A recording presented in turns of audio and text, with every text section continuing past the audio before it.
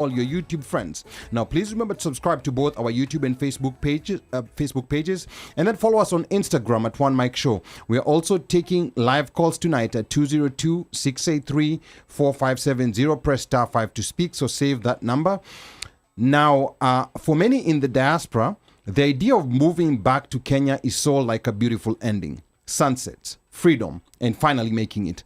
But almost no one asks the question that actually matters. What keeps you there once you land? Because moving is one thing, but sustaining that move is where most people quietly lose. Now, joining us shortly for part 2 is Kimani, a reverse diaspora returnee from Arizona. His viral call 3 weeks ago challenged everything people thought they knew about going back. But tonight, we flip the script. This is no longer about why people fail. It's about what you must get right or risk becoming one of the failure stories people keep talking about. So start dropping your comments below and let us know where you're tuned in from, what city, what state, or what country. And of course, bila kusahau, napokea mziki toka DJ wetu, Machachari, Mleta Habari, DJ Omosh Fire. Na Mika Och na Marisabab Gongoni is out tonight with apologies. And Mr. OneMic is back on panel with me tonight. It is Friday the 24th of April. Na moja kwa moja toka Kilimanjaro Studios ni mimi mtangazaji na mwanahabari wako mpendwa Ali Badawi. Kwetu wananiita mteule na wengine mniite mjukuu wa Masai, because I'm Kenyan by blood, American by design, Masai by choice. Sichagui, sikagui, na sibagui. Karibuni. It's time for entertainment news. Now, I don't know that this is entertainment news, but people are thoroughly getting entertained. But this hour... Thank you kindly. Yes, but this hour we are picking up from our last episode by flipping the script beyond why many diaspora returnees fail in Kenya to about what must be done to succeed before and right after relocating to Kenya. And once again, drop a comment below. Let us know where you're tuned in from, what city, what state, what country. I can see Juno Buru is already in the building all the way from North Carolina. June says, hello, thoroughly enjoyed listening to the podcast from last week. Very, very enlightening. Thank you so much, June. And June further says, the first caller story, the physician threw me for a loop. That was an awful experience for him, and we're gonna try to get Dr. Alan for a future episode. And then I can also see G. Siu Godi anasema, Kimani, where are you? Waiting on part 2. Kimani and Sisi, let's catch bus number 47. So karibu sana. Then we have another Cecil here. We have Cecil Lou Gambrell. Anasema, karibu sana. Let us know what you're thinking, Cecil. And of course, drop your comments on YouTube, on Facebook, and we'll be more than happy to read them out loud during the show. Now, to get us started now, for many in the diaspora, the idea of going back home feels like a return. But what if it's not a return at all, but a relocation into a system you don't fully understand? From the hidden rules of survival and the silent struggles many people never talk about. Tonight, we shift from emotion to execution and break down what it actually takes to make Kenya work. Because the truth is, the people who succeed in Kenya are not the ones who love Kenya the most, but it's the ones who prepare for it correctly. Now, joining us in a moment for part 2 is Kimani, a reverse diaspora returnee from Arizona, who moved back after 22 years in the US, spent over 5 years on the ground, and then quietly made his way back to the US under circumstances that left many with more questions than answers. His viral call on this show weeks ago shook timelines as he challenged the idea of going back home, arguing that many diasporans are not returning, but stepping into a system they don't fully understand. So tonight we go deeper, not just to understand what went wrong, but to build a real framework on what must go right for this to work. But the bigger question tonight is, are you ready to hear the truth, or will you keep holding on to the romantic fantasy of village sunsets and the dollar privilege? We're talking about the 3 to 4 income stream rule that most people ignore, the cash buffer you need before relocating, the 5-phase relocation model over 5 years, and the silent failures that many never admit publicly. So if you've ever dreamed about moving back or already planning your exit, tonight's conversation is definitely for you. So without much further ado, ladies and gentlemen, please drop an emoji in the comment section and help me in welcoming the mysterious, the bold, and the unapologetic Kimani, all the way from Scottsdale, Arizona. Kimani, welcome back for part 2, and we are glad to have you back. How are you doing, Kimani? Okay. Kimani, can you hear us? Yes, sir. Okay, now we can go. Yes. So I was saying, how are you doing tonight, Kimani? Are you ready I'm for doing part two? great. I'm doing great. Ready for part two. It's been an extremely interesting week since we last had the conversation. Okay. There's been very many ideas that have been presented and all good. Okay. Now, Kimani, it's been 3 weeks from that initial call that went viral. What is your feeling on the general pulse on this topic as the conversation has progressed from when you made that viral call to last week's episode to today? Because we've been going through the comments on the different platforms. So what's the general pulse that you're feeling and you're getting on the conversation, Kimani? It's one very interesting conversation because depending on where one is in life, you kind of get an idea of how they are approaching the question. There are guys with young kids, and some of the comments are like, "Hey, boss, wait for those kids to be in their teens when they are more independent, etc. Then the move can be done." Then there are others who are approaching retirement, and those guys are already on the point of life where their income streams are more fixed income and they don't have too much risk, and they are willing to relocate and just slide into retirement villa story. So it's a very interesting question because depending on where you are in life, the challenges that present themselves are very unique and very different to each group of people. Okay, now I want to get to introducing the panel because we have so much to talk about tonight. Now, starting with you, Omosh, from Kimani's viral call 3 weeks ago to last week's episode, the framing was quite clear. Kenya is risky, Kenya is harsh, Kenya is unpredictable. Diasporans are quite naive about this fact. And this was the framing. I'm just talking about the framing, that there's a lot of naivete from the diasporans about the fact that Kenya is risky, harsh, and unpredictable. And it's a reason why many returnees end up having a rough time settling in, leading to some of them coming back to the US, like Kimani's situation. But tonight, of course, we're shifting that framing where we're saying Kenya is not broken. It's just a different operating system. And diaspora returnees are not incapable, but they're just underprepared. So in 1 minute, Omosh, do you agree with this new framing, or do you feel diasporans, including those who've tuned into our episodes, will still remain in the romantic naivete? And also for those watching, tell us in the comments, which frame do you believe? The old one of romantic naivete of Kenya's harsh environment for returnees, or the new one that sees diasporans not as incapable, but just underprepared? DJ Omosh Fire, twende kazi. Asante Ali. Thanks for Kimani coming back and chambuaring this from another angle. For me, it's still a mixed bag. But the whole point of unpacking all of this is so that we can then open it up so that folks get to see both sides of the coin, and you don't just go in all blind, or you say, okay, east, west, north, south, home is best, so it's going to be best. But that home that we knew then when we left and the home that we are going back to are not the same. So do you then call it home? And if you're calling it home, your operating circumstances definitely have to change. And in as much as one would say you go home prepared, I don't know if there is any prep that you can do that will prepare you for all the pitfalls that you fall through or fall into, whether it's having financial stability, whether you have, shelter, it's food, shelter, and Clothing. And clothing, right? Yeah. Whether you have all of those three things, it doesn't mean that there is no one else coming for those three things that you have, because you have them.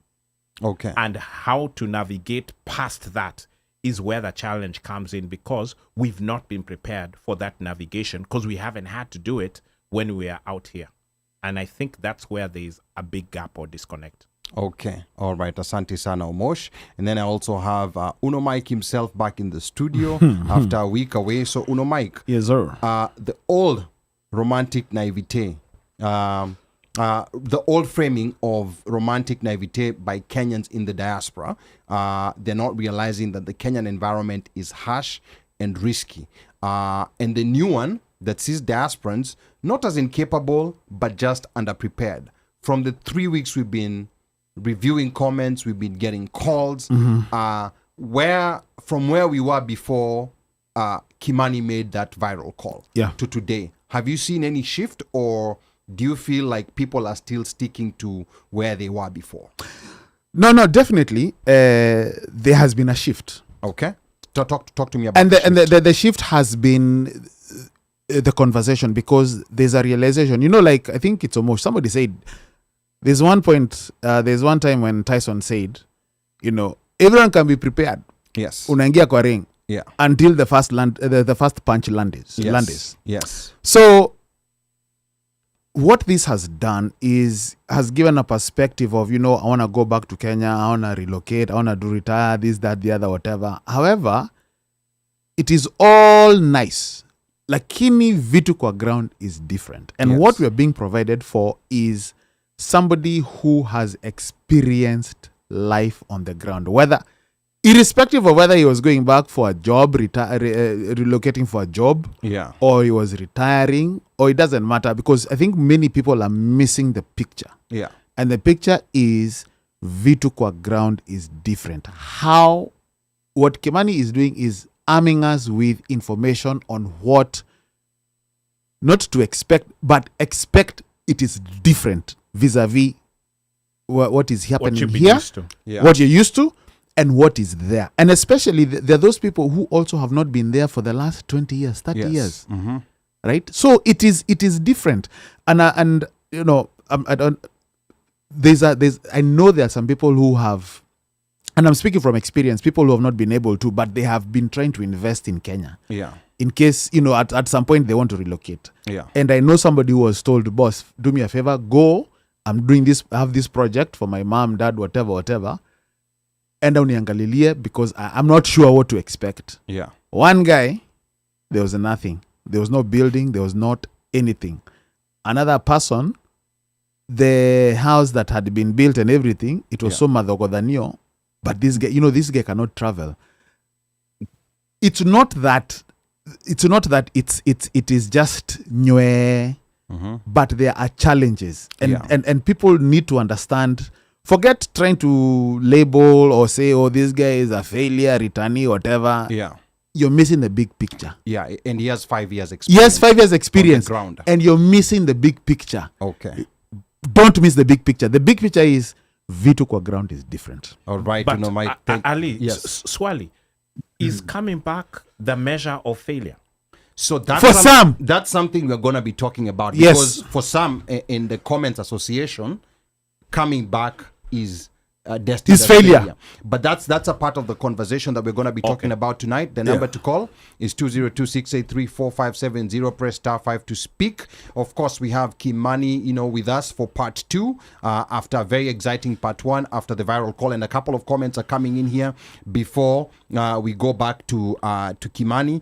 I can see on Facebook, Tabitha Njeri joined us with that verified sign. Anasema excited for today's She's show. verified, eh? She's verified. Haro. And then, Amelipa ama amelipwa? I think amelipa. Okay. But she can. But Tabitha, you can tell us whether umelipa ama ulilipwa. And then GCU Godi anasema, yay Kimani, my brother. And then we have Esther Mulusa all the way from the Dari South, North Carolina, I think via Shimalavandu. Anasema, a little of each diasporans are a little underprepared. Diasporans should also not romanticize by turning a blind eye to systemic racism and intra-racism.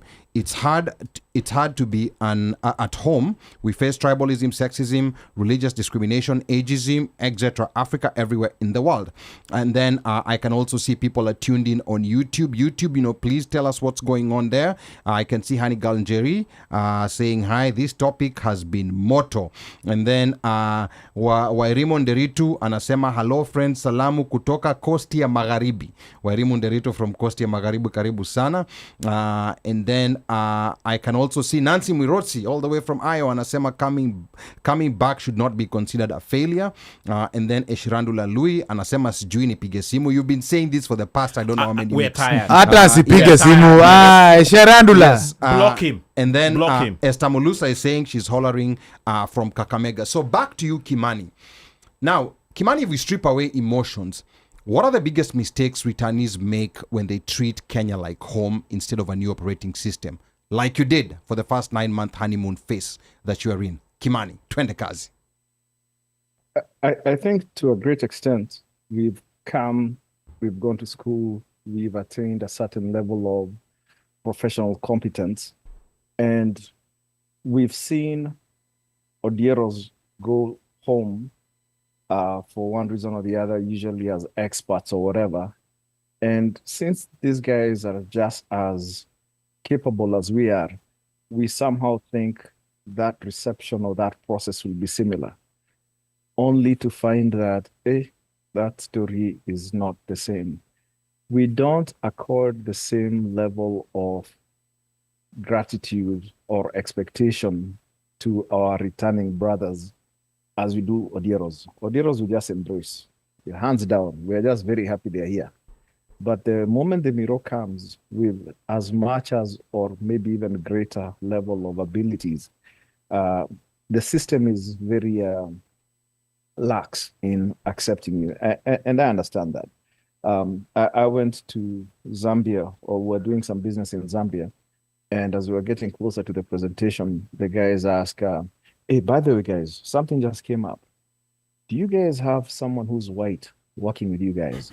Because when you present to these guys here, it's not going to go well. No way. And you just have to accept that that's just how Africa operates sometimes. We are our own worst enemies. We, for some reason, just, bana, that guy is just like me. Why is he and going to be getting, I don't know what, expert salary?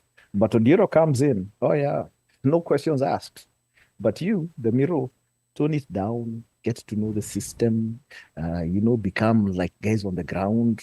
Nini, how come we don't tell Odiero that? But that's just how things go sometimes. Wow, that right there is quite interesting because and there is a guest that I have, like a white guest who's lived in Kenya. And is very candid, and we will bring him because he's also been following this conversation. He doesn't know that we are planning to bring him, but maybe if he hears this now, he might. Now he knows. I think he knows now. Yes. Now he knows. Now he knows because, I think he knows. Yes, because this has been a big issue, especially I was talking to a friend in the startup world. It's a very big deal whereby you have to get, like a white face, like if you're looking for funding, and that's something that we're going to talk about. So siku hizi wamepita ile point ya gari yako. So unajua ile gari unaingia nayo pia waga inafungwa kama milango. Yes. So hapo kwa Odiero, so in Kimani's case they had to hire a chap from Inzim. So I don't know, but that's a conversation. That's one episode that we'll have on its own. And also, like some comments still coming in here. I can see on YouTube, G2 Kali 812 anasema hello TZ guy watching from Australia. That is amazing. Tell us what's going on in Australia, G2 Kali. Tell us what Tanzanians they are saying about relocating. Give us a brief of the conversation that's happening in Australia with Tanzanians about this. And then I can also see Isaac hapo YouTube anasema who are Miros, who are Odieros. Okay, so Miros, and that's fair enough because we have a lot of non-Kenyans listening. Yeah. Miros are black people. Yeah, Miros are black people and Odieros are white people. So I think it's important because now we have a lot of just non-Kenyans to provide context to who are listening. And then also I can see here Georgia Kadadi is tuned in. Karibu sana Georgia Kadadi. And also Nancy Mwiroti anasema Luya's in the house. And I also have Esther here again saying the diaspora is equally hostile to Africans.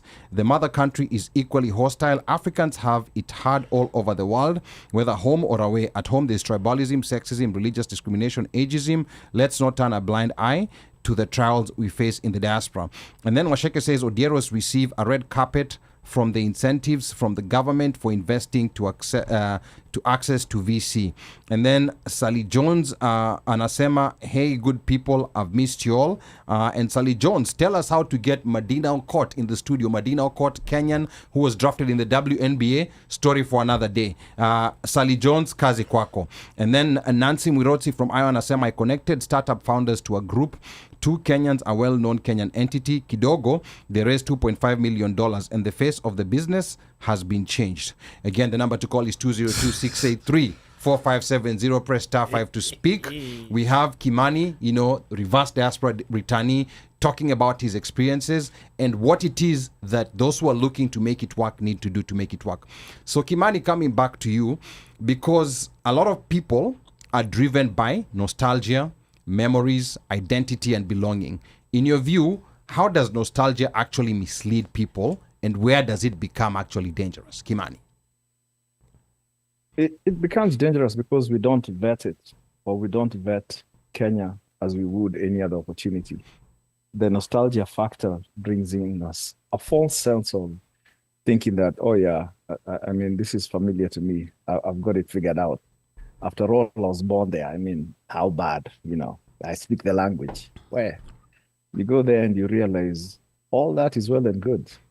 But even the guy who's on the ground is also looking at you suspect, wondering what in the world brings you here, why they should engage with you, what is it you're bringing that is of value? And as soon as they can get that value and also in the same token sidestep you, they're gone. It's just the way it is. The rat race is just a little bit different on the ground, man. It's very different. So then the question is, who actually succeeds in Kenya? But not just in theory, but from what you saw on the ground. What do they do differently before they land? We're talking about returnees here, Kimani. The guys that I saw that were successful, and kudos to these guys. I mean, they're doing some wonderful things. Are guys who, in some way, have managed to retain that source of income or employment abroad.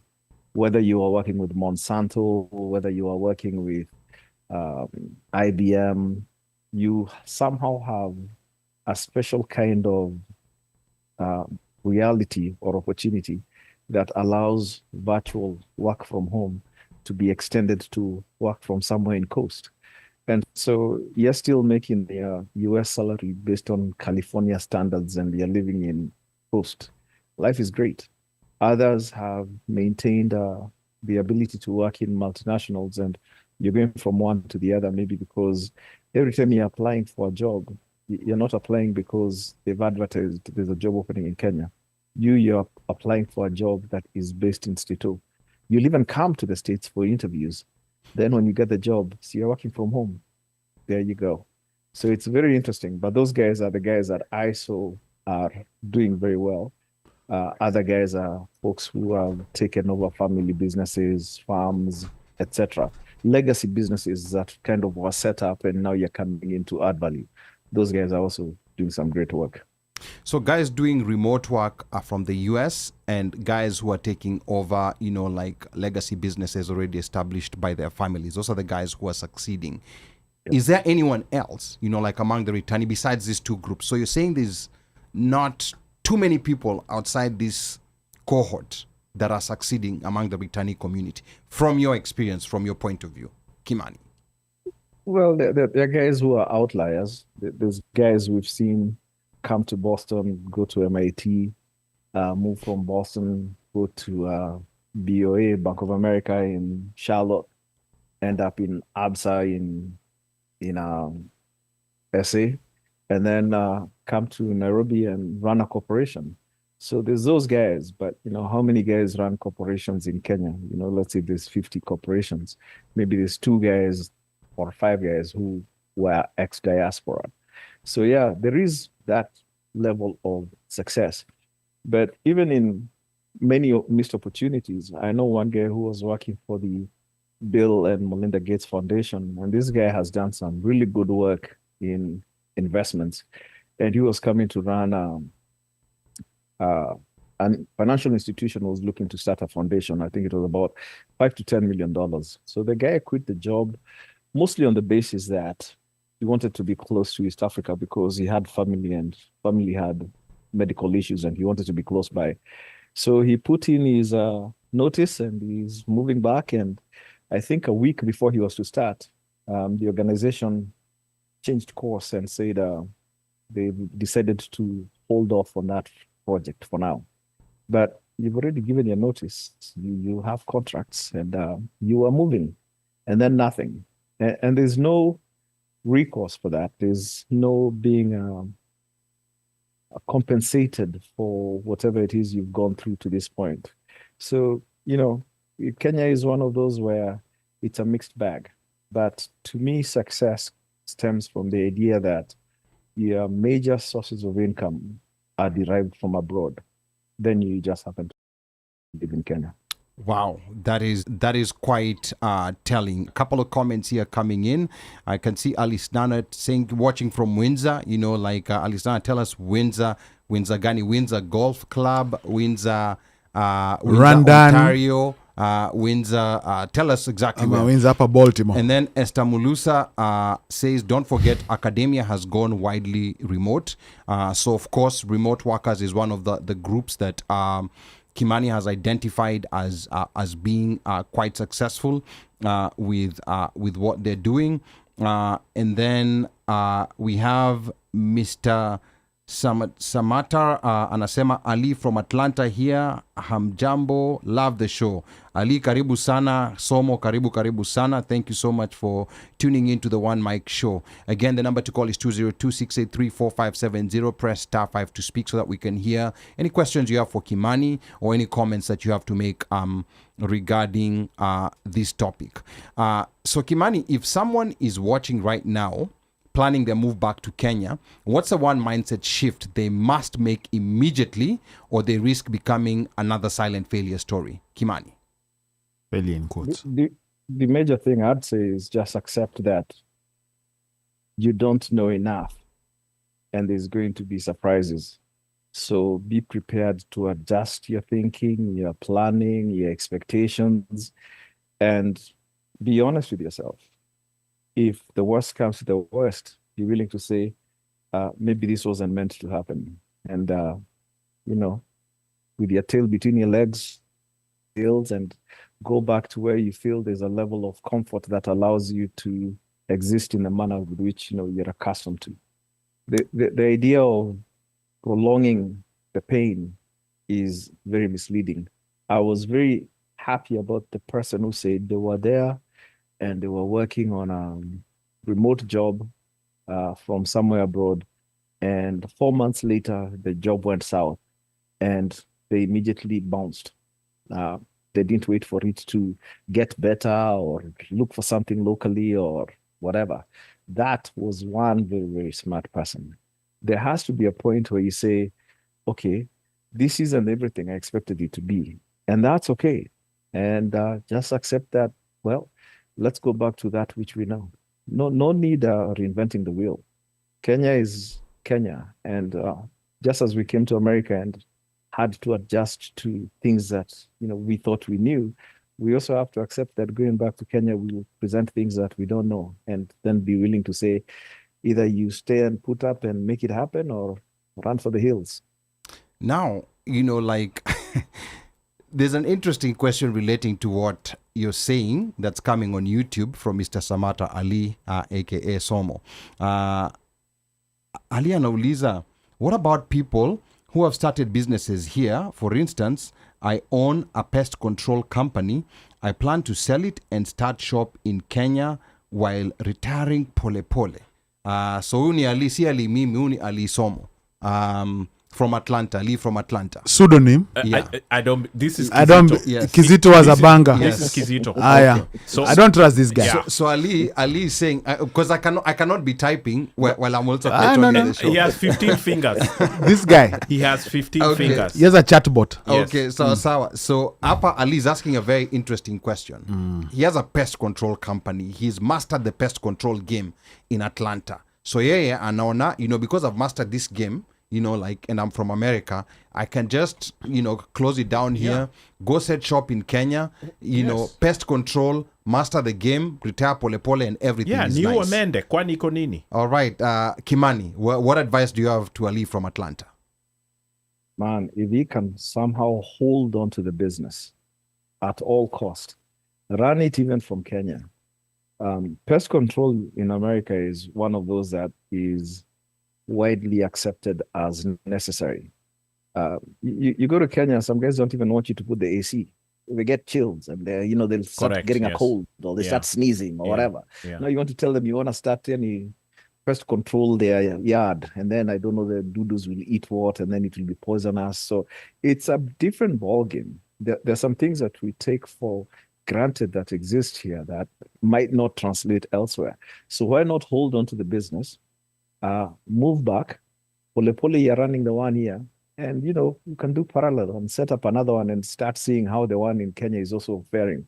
But don't lose the one here. The one here is stable. The one out there is a long shot. Now, Ali's adding more context here, and he's saying, I visited home and the major company that I used to work for has opened a branch in Kenya. The trouble is red tape. So maybe, Ali, you can give us context on the red tape. But he's saying the company has opened a branch in Kenya. I think red tape When ya you Kenya say is... red tape, Yeah. Red tape ya Kenya is at a different level. Yes, but but when Kimani- you want to go into your own nini. Kimani, maybe with that Kimani additional tell us, context, is on red tape, Yeah. if any.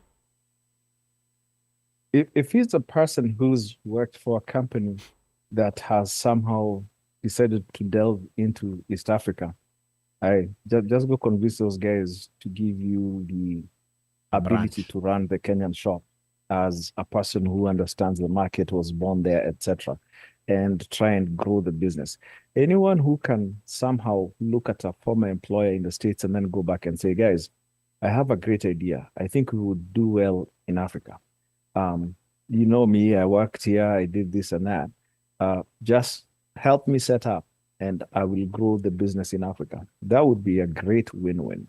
Great win-win. Okay, so Ali, you're getting free advice here. In case it succeeds, do not forget to pass that 10% to the OneMic Show. I think 10 is little. Yeah, I think 10 is little. we are not No, greedy. no, we are no, not no, greedy. no, We are boss, not we're not greedy. Yeah, 10% is good. We're Why doing you it the guys fair way. being Excuse nini? me. We're doing it the fair way. 10% Can is you fine. imagine rento kiliko Kenya alafu msee anaenda huko kukula hizo mamilioni na wewe uko hapo ndo unasema 10% na utapewa sijui a fraction of Guinea. I'm with Ali with Mazee, that. tukue serious hapa. So unaona Kimani yuko hapa salivating with the maji ambayo hajanunua. I'm telling you bana, we need to start looking forward. All right. Thinking. Yeah. Now, Kimani, before we move on to the next segment, based on everything that you went through while you're in Kenya, if for some reason you are to do it again, what would you structure differently before making that move, Kimani? Well, I'm older now. My kids are older now. So my challenges and the things that would maybe impact my daily living are extremely different. And there is a chance that will happen. There's always, you go to a restaurant, you had bad food, bad experience, bad everything. But you come back a year or two later and you find it's under new management. And you say, okay, I'll give it a try. And you might be surprised at the outcome. I thoroughly enjoyed many aspects of living in Kenya outside of the challenges of getting a business set up or earning an income that was suitable. The interactions in Kenya are just on another level. You don't say hi to people by waving on, WhatsApp or something. You actually shake hands and have a beer or something and get to catch up. So there's so many levels of lifestyle in Kenya that are extremely appealing. And for those reasons, I see myself trying it again. At that time, I will have known I am not expecting to earn a living from anything to do with Kenya. The income streams will all be from abroad, and I'll just be there with some cash in my pocket and a lot of time to hang out and catch up with guys I haven't seen in a long time. Wow. Now, is it fair to say that the people who succeed in Kenya, rather the returnees who succeed in Kenya, are not necessarily the ones who love Kenya the most, but it's the ones who prepare for it correctly? So is that a fair characterization, Kimani? It's fair. The guys who prepare, I guess, more than adequately and have, insulated themselves from shocks are guys who don't have the same problems others have. I have friends who've been telling me for the last about 20 years that they want to move back. And it was, you know what? When the kids go in high school, I'll go back. When the kids go to college, I'll go back. When the kids are set up with their biasharas or jobs, I'll go back. So those guys have had 20 years. They were doing things, anticipating they are moving back that year. Those guys are very well prepared because there isn't much they will go and do that will be where you're, deploying capital to buy a car or build a house or whatever. All those things have been done. You're just going in smooth sailing, and it's like you've moved from one house out here to the next one. Things are already set up for you to just cruise. All right, asante sana, Kimani, and I like the character the episode is taking today. Hata mpaka Kimani amesema, he's not closed the door to moving back to Kenya. He's not. Yeah, I think people were concerned, like the first time when he spoke and he said he sees Kenya like Vietnam. Or Fiji. Kwanza Fiji is the one that threw guys off. Yeah, that threw. I think that. In the rugby. Yeah, I think those countries were picked deliberately.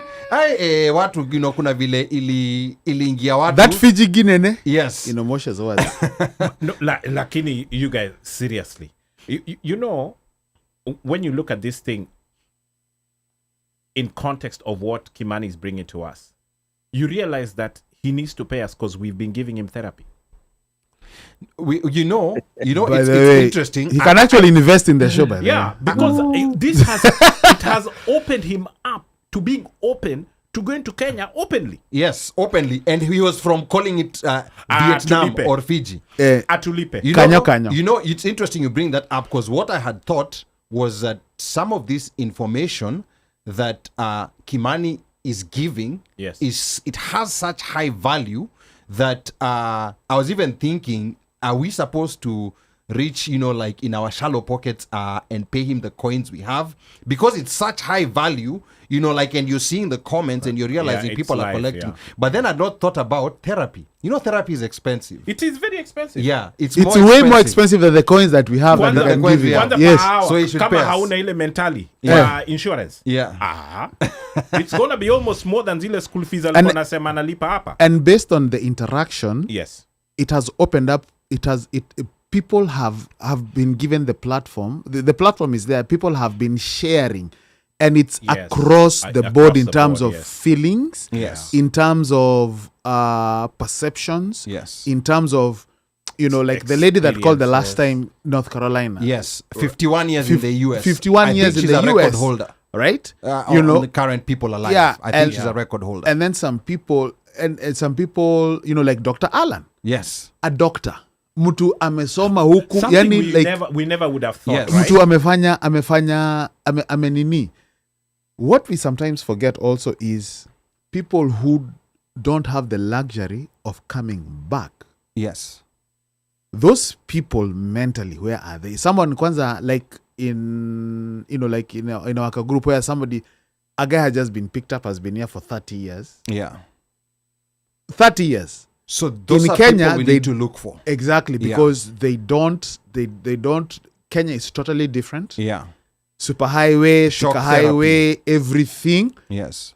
Maybe where the parents used to live, that place has definitely changed. That's another aspect. So I don't call it, and I do agree, what with Kimani said, it's not failure. It's just that, it's like how sometimes, okay, that is not failure, but that is something that I'm not going to do again. I'm going to do it differently. Yes. Period. Because I know the pitfalls. I know where the holes are, and so I know which ones to avoid as I'm driving up Langata Road. And consequently, because of this therapy that Kimani has been receiving, we've had him say, there's an opportunity. Yeah, we've opened Goshokana. Yes. So therapy tulipwe. Sorry, carry on. Yes. So before we go to the next segment, Esther Mulusa is saying, I want to flip this script by wondering why the host is not discussing the negative impact of racism and inter-racism has on our Kenyan children in the diaspora. It's not all about the money. Our children get permanently damaged and get stuck in a cultural limbo ending in non-identity. I think we're going to get Jide and Rehema to talk about this because I think, maybe we might want to hear from their perspective, kids who are born here, the perspective of either staying here or traveling back to Kenya or actually relocating to Kenya, or their parents relocating to Kenya. We want to hear from their perspective. Or alternatively, maybe Kimani can share. So yes, I don't want us to get into that today. No. I mean, just a tidbit. Yes. But okay, I get it. I get what you're saying. Yeah. Because it would be nice to talk to kids who have moved Adjustment back. for the kids. Yeah. Adjustment for the From kids. his perspective. From his perspective. Just a bit. That in itself is a very deep topic. So thank you so much, Esther, for giving us that tidbit. We're gonna put it in queue once we find the right guest. And if you have, like any guest, and I think it will also be nice to have you either as a guest or a guest host to also talk about this. We're gonna talk about that, Esther. And then Washeke is saying Kimani can be a paid consultant for those thinking of moving back. Angalia biashara ideas already coming in. Besha ne besha. He has great insight. How many streams? Yeah. Ichio. Yeah. So, and then How do you say to in the Luo? Ario. yeah. Ario. And then upper in on YouTube, Hosilando is saying the perpetual working from home host is in studio today. Yeah. So What? yes. So I mean that's Firing. the Kamkunji It's speaking. called firing from the hip. That is the Kamkunji speaking. Osilando. Yes, Hosilando. Neke That's the men. Kamkunji speaking. And then Hosilando, his father says, easy on our Bostonian brother. He has given you material for the whole month, Bona. So and we appreciate. Yeah, not just this is more than Maybe more than this content. person is in his house. Yeah. This person is possibly in his So house. he might be I'm a lipo kakitu. he might be a paid he might be a paid hack. Okay, and then Hosilando, tuambie kama uko Arizona or tell us where you're located and prove where you're located in the comment section. And then hapa Mr. Samata anasema Ali from Atlanta anasema what worries me is the government, taxes and the red tape.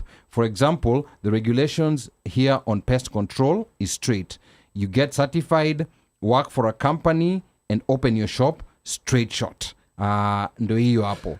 So Mr. Samata, like there was good advice that came from Kimani. I would advise you to listen. And I'll tell you this. Adonjo kwa ground enge nao wase. Let me tell you. I would what Kimani said, please treat it like ni Biblia. Ama Quran. Ama Quran. Kumbuka huyu ni You Ali. know what? Sorry. Huyu ni Ali huyu hapo. Quran, not Yeah. Biblia. Quran, Yes. in fact. Yeah. But also, I will also say this, and I've shared this story about my mother with her business, taxi business. That lady, sun up to sundown, Monday through Saturday, 6 a.m. to 6 p.m. Akona taxi business. She's in the office. In fact, people used to call her office Hague.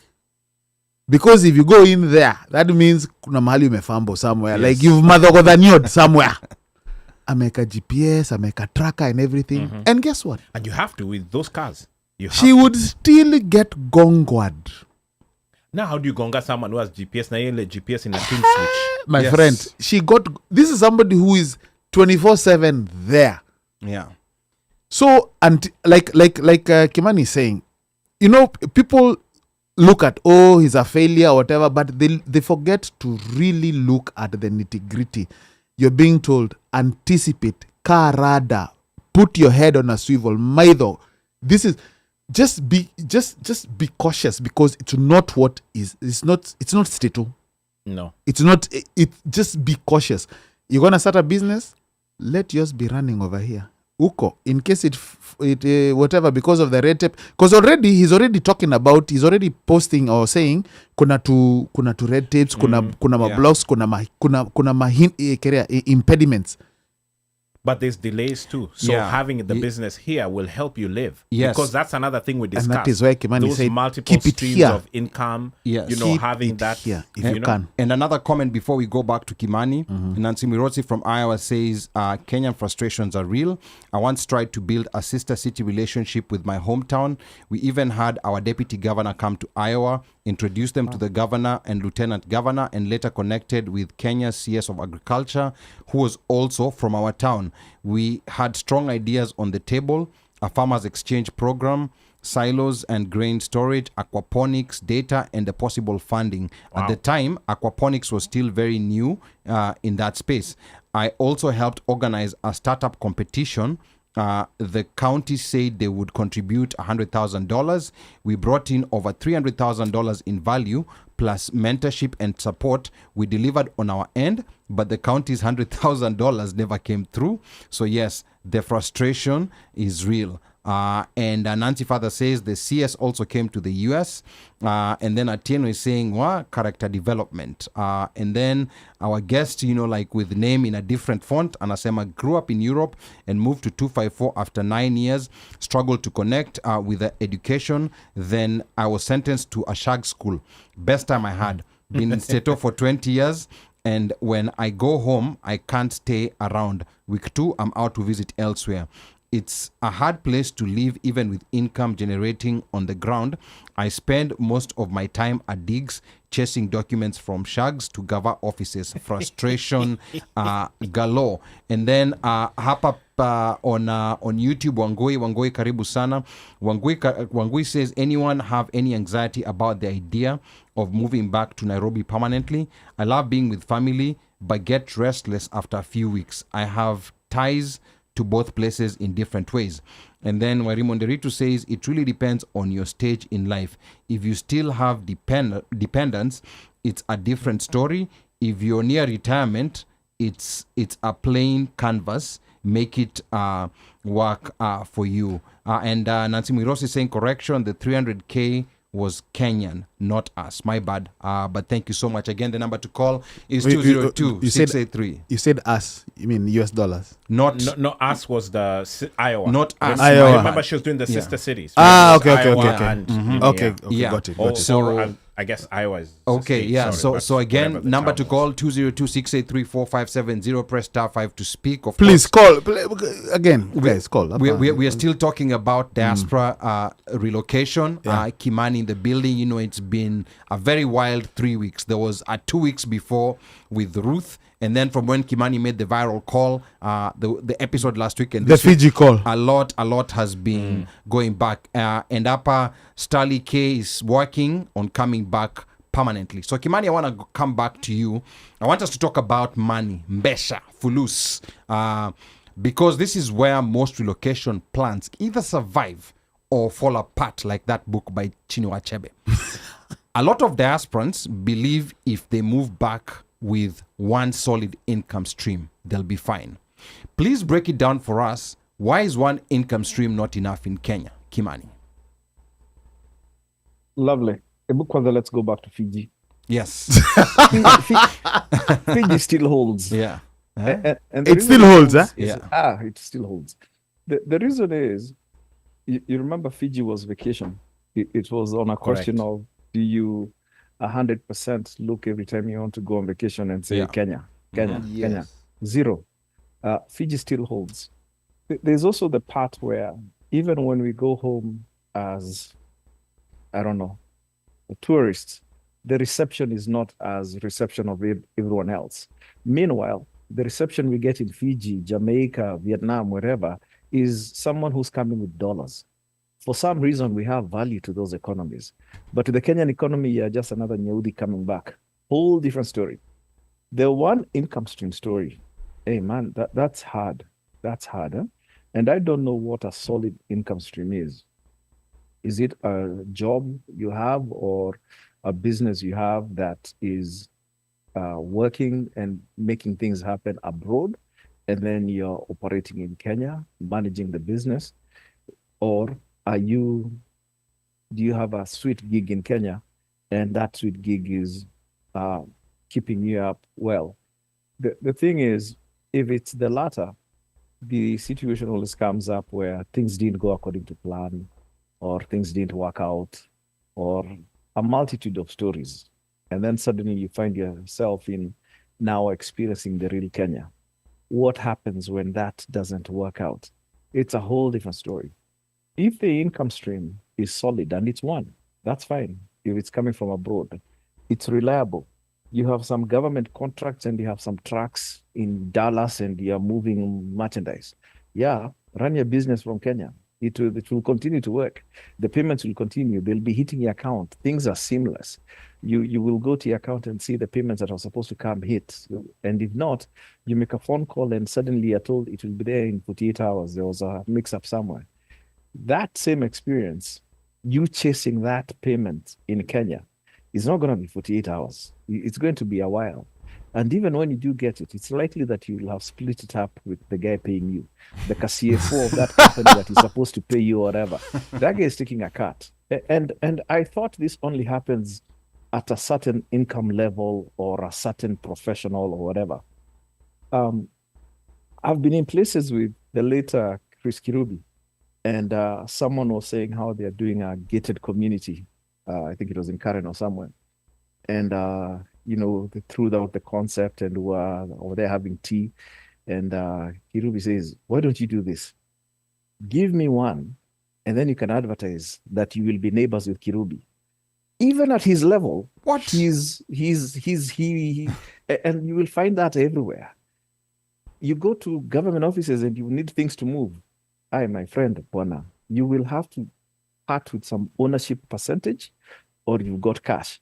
Usually they want cash because they don't see a thing working out in another 5 years. They want the more immediate way of saying, nilikusaidia hapa, chota. And sometimes when you're trying to do a business that doesn't have cash flows until later, you will have spent so much money trying to move the paperwork along the way. I was involved with a concept that was one of the first PPP projects in Kenya. And it got, green lighted and everything, and documents were signed back in 2014. Mpaka wa leo, there is not anything on the ground to say imeanza. But you've moved a lot of paper, you've consulted many people, you've got financiers and marketing, and you've done all your due diligence and ecological studies, and all this paperwork has moved. But to this day, 12 years later, bado hujaanza. You have to have infinite amount of time to say you're willing to let the process work. And maybe some guys do. Those are the guys who've got 5 other projects working or in some way already providing income, and years now can take 20 years by the time it starts producing income. So Kimani, it's interesting because in the US, diversification, and you mentioned, right, if you have one solid income stream, from another place, like from America, it might work. But if you're doing, if your income streams are coming from Kenya, our US context of diversification is more about I'm diversifying so that if real estate is going down, stocks are going up, I'm balancing out my returns, over the short term and over the long run. But in Kenya, there was something that you said about diversification. It's not necessarily about the same reasons we do diversification in the US. You said it's about survival. So maybe just explain that part, what you meant, that you diversify to survive. Kimani. In the US, even if you're looking at investments, when you talk about diversification, all you're trying to do is reduce volatility. Yes. And uncertainty. Yeah, you don't want those spikes to hit you too hard. Down 10 points, up 10 points. That's too much noise. You want to be moving around 2%, 1% happen. You're kind of just streamlining the volatility so that you're not hitting spikes all over the place, up and down, -15, -20, kadhalika. Kenya, the purpose for that is the uncertainty is so great, you don't have a choice. And you've come with the best intentions ever. You've got, you've got a nice house in Runda, you're renting out. And things happen and suddenly your USAID tenant is telling you, hey, that car 2-year lease, we now have to rethink it because this thing has shut down and suddenly I have to go elsewhere. To that person in Runda, that was one of the income streams. So they had another 4 where things like this happen. They're not hitting spikes and low areas of volatility. That's the one thing you do in Kenya. And it goes all the way to as basic as, living somewhere where you're on a half-acre farm and you've got some chickens running around and all that stuff. You've got food on the table first and a roof over your head. Then all these other things are trying to help out so that you can kind of somehow maintain some stability. Okay, all right. So that is interesting. Michael, there's something that you wanted to add. No, I wanted to ask, Yeah.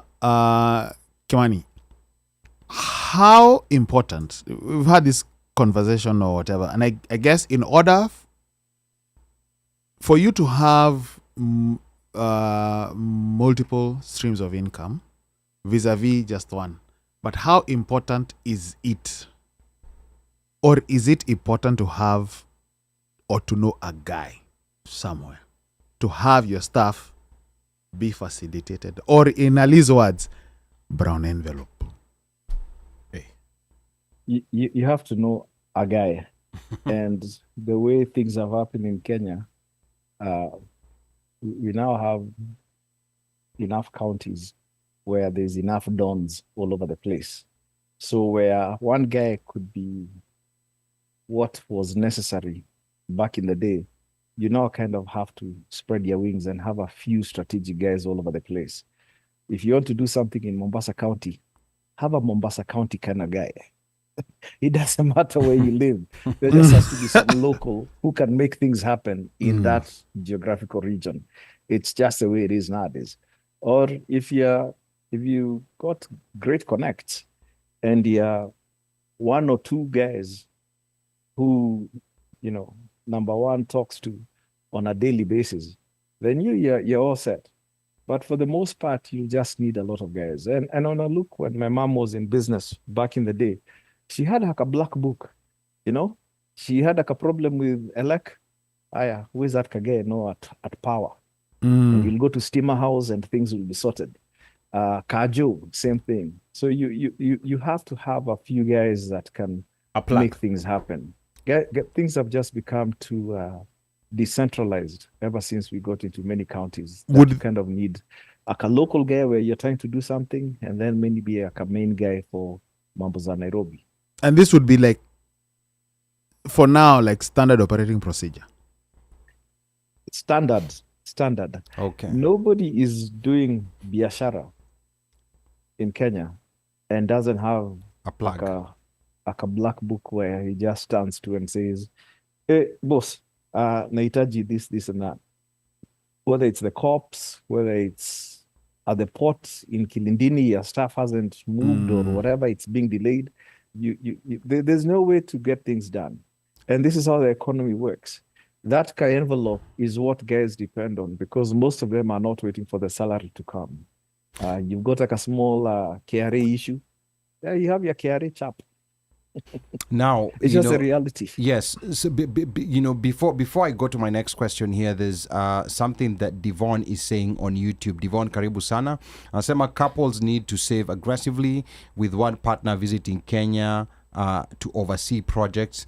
Using professionals and tools like WhatsApp or CCTV can help you manage and monitor progress in Kenya remotely. Now, real quick, Kimani, do you agree with Devon? Do you not? WhatsApp, CCTV, you can see live. People are walking in, they're walking out, they're stealing. Hata uko na mic up. Unamwambia, wait, stop. How does that work? Hammer Kimani? time. Yeah. Can't touch this. Yeah. Maze, it will be an extremely futile process to think you have any level of comfort knowing how gongwi.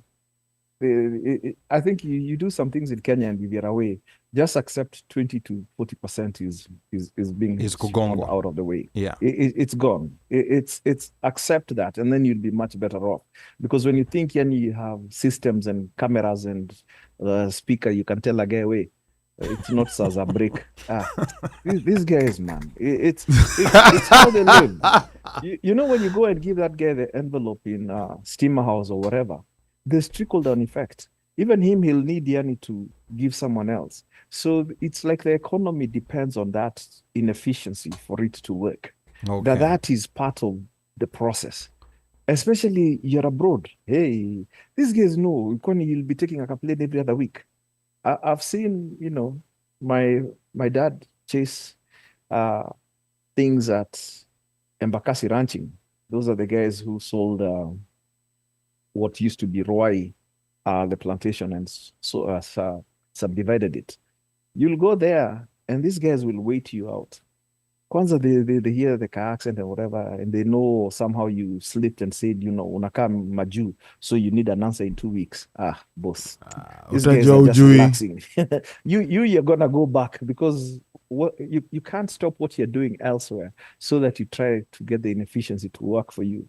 You just have to accept that envelopes are part of the day, life and there. 20 to 40% kwa kashamba ama whatever. Yeah. Hiyo inaenda tu. Okay. Napa, like Ali from Atlanta is saying, I know a guy from home here who has $1 million in cash and is scared of moving back home. Yet he says he's miserable here. Bado ana listen to Kanda Bongo Man. That's how nostalgic he is. And then his father says anaogopa kwenda home because he's scared of getting ripped off. I tell him, just pretend to be poor for a while. And get the feel of the place. This thing of pretending to be poor, does it work, Kimani? Mazi, it's like saying, you're going to a Halloween party and nobody's going to recognize who you are. The moment you step into that country, there's something about you, the way you walk, the way you talk, the bright colors on your clothing that don't look like they were liquid outside in the sun, so they faded. Something. You give yourself away. There's no way you're going to protect yourself from that.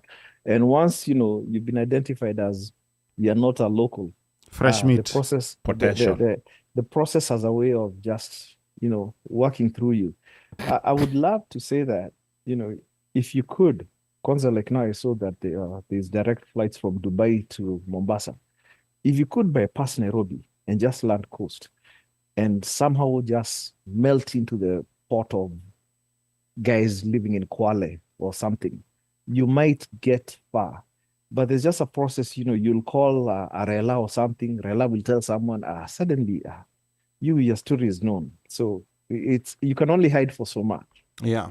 Kabisa. Yeah, and Hilda Kimai hapa on Facebook is saying this show is very informative and educational. Applaud all of you. Keep doing the good work. Thank you so much, Hilda. Please tell us where you're tuned in from. And there's like an exchange here going about Nancy's project, Nancy Mirozi's project, because Nancy was the project she was talking about. He was working with her county.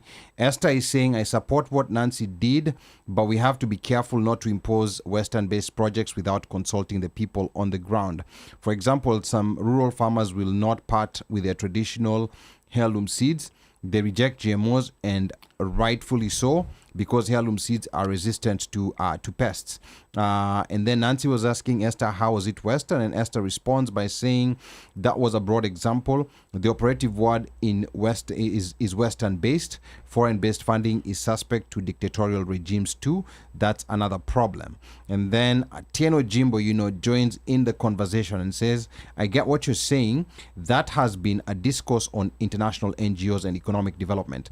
However, I think we should also be careful not to characterize Nancy's projects as imposing Western-based project because we only have a glimpse of what it was.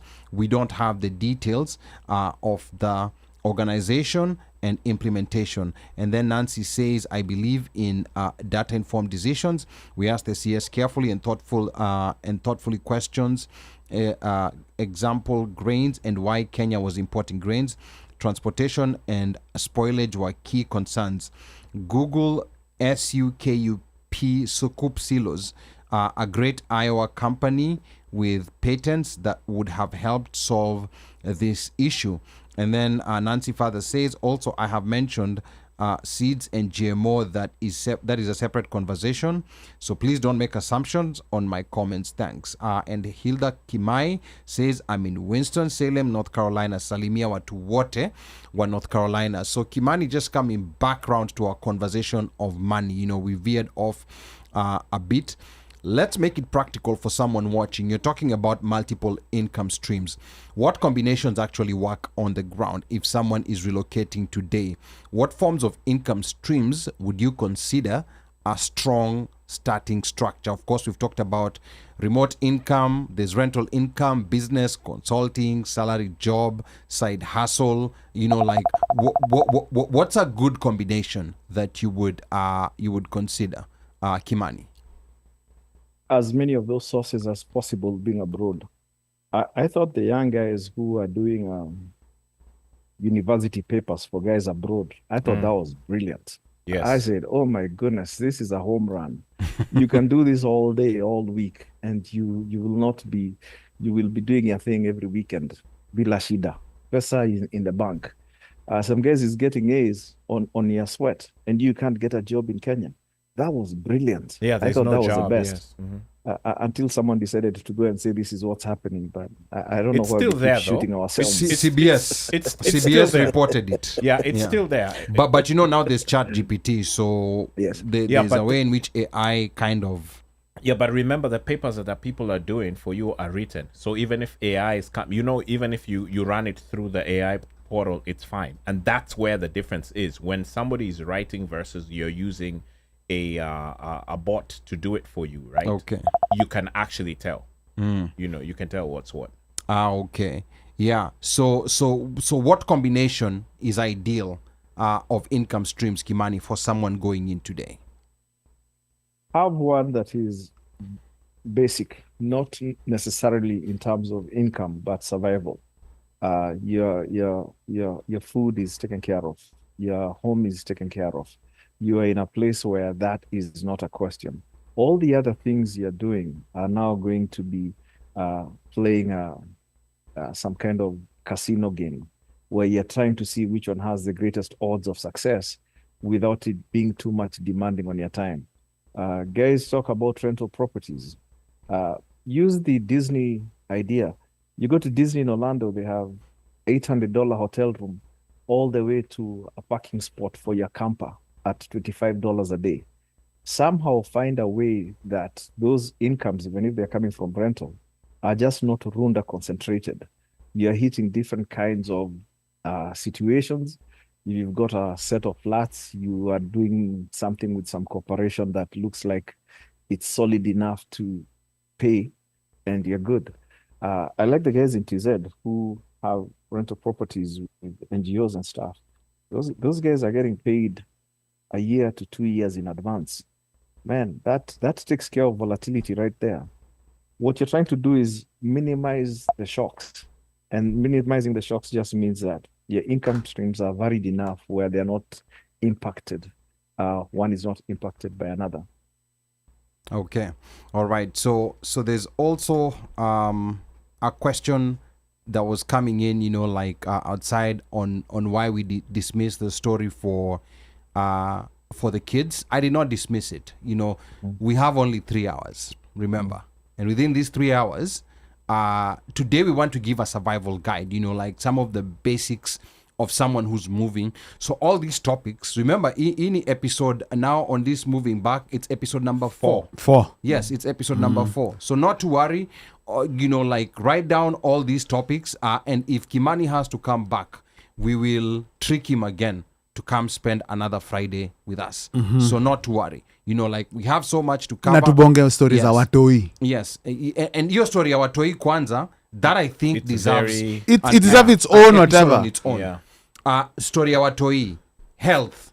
We need Dr. Alan. Yes. Family. in terms Education. of- Yes. Education. Overall. I'm talking to someone, who's in Kenya with kids, recently moved there. We're planning to get out. So we will cover all these bases before World Cup. Because World Cup ikiingia, FYI. yeah. World Cup FYI. ikiingia, Hiyo ni story. We're Yeah. gonna be in an RV you'll be in a, touring it will the be a whole US. different story. Because- and Mexico and Canada. Because we have those guys called Leopa. Yeah. DRC Congo. Leopa. Unajua Yeah. wako hapa wanaanza na wapi?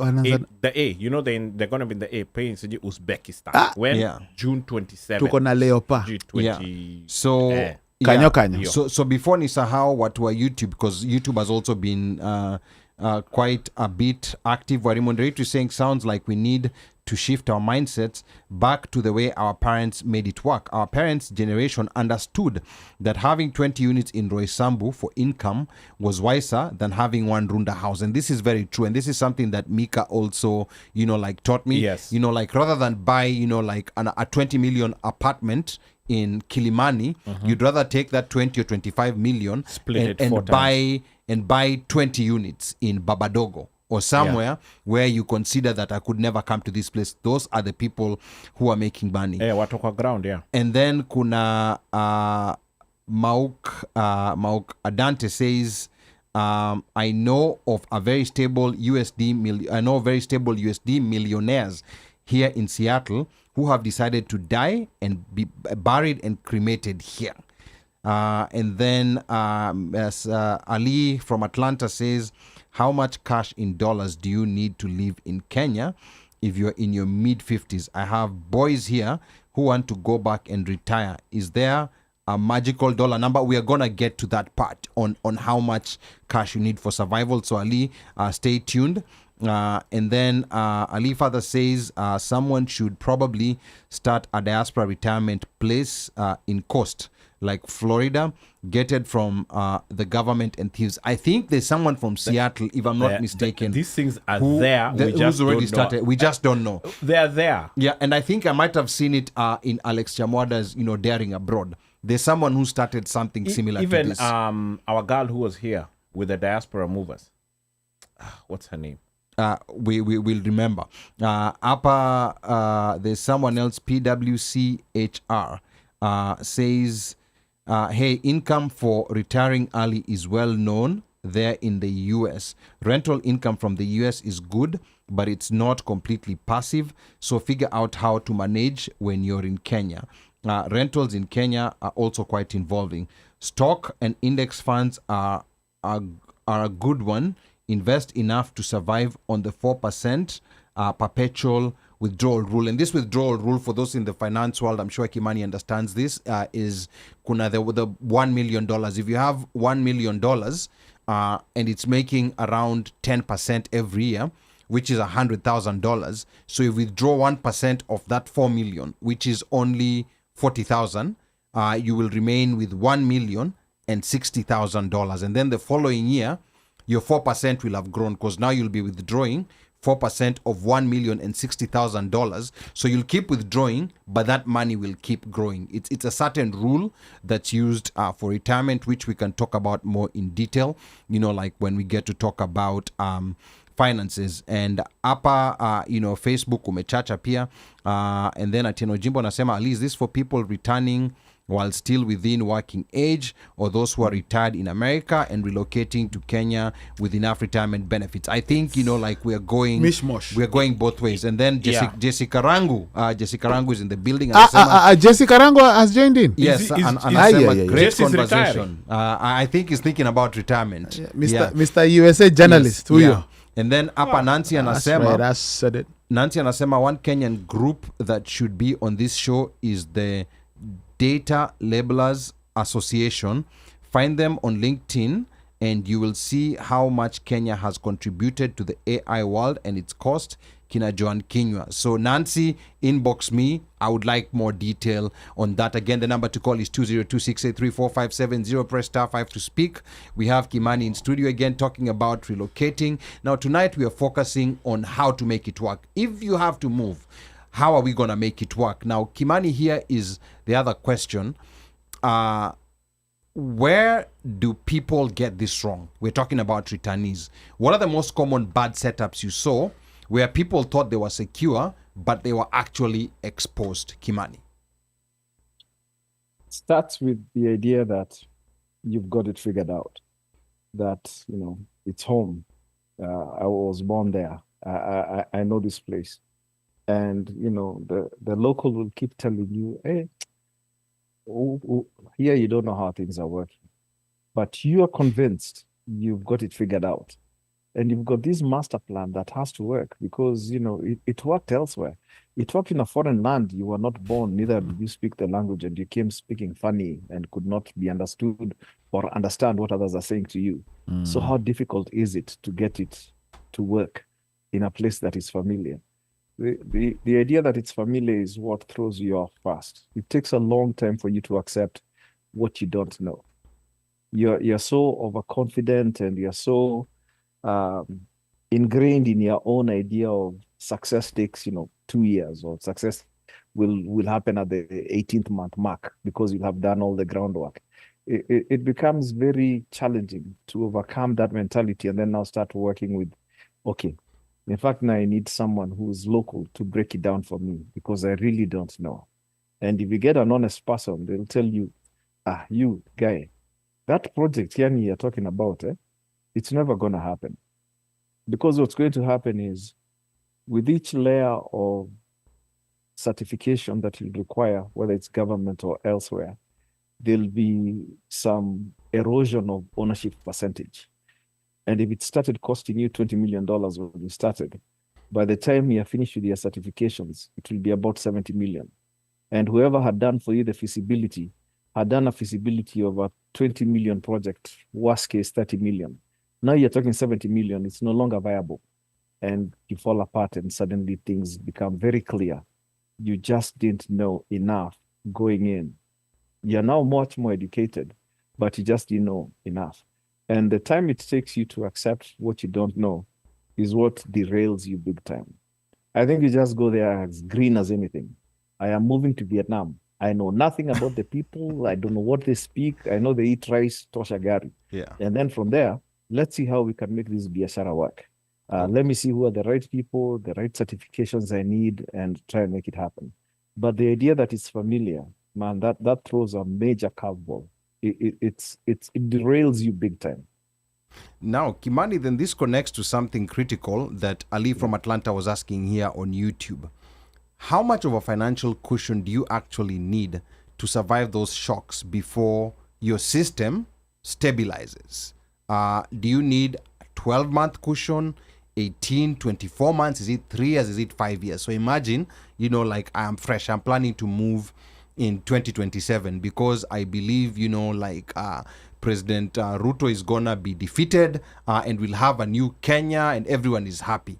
What cushion should I be moving with once I've established these are gonna be my survival expenses? So what cushion should I have, Kimani? Your cushion just ought to be how long you expect to be there before income starts. And I'd say give it 3 to 5 years. Just say for 3 to 5 years, I'm on survival mode. I've got my basics covered. My rents, my food, my insurance, kadhalika, and my ability to chase whatever it is I'm chasing for a business. Then after that, if it happens sooner, great. But you are covered for 5 years. If it happens in year 3, you're good. But that 3 to 5 years, what numbers are we talking about? Because you have practical experience. If you're redoing this again, what numbers are we talking about on average if you're living in Nairobi? Well, someone said, again, it depends on what your situation is. Are you there with family? Are you there with kids? Is school fees involved? Are you going to need a driver to take kids to school? If you're solo, that's a much different story.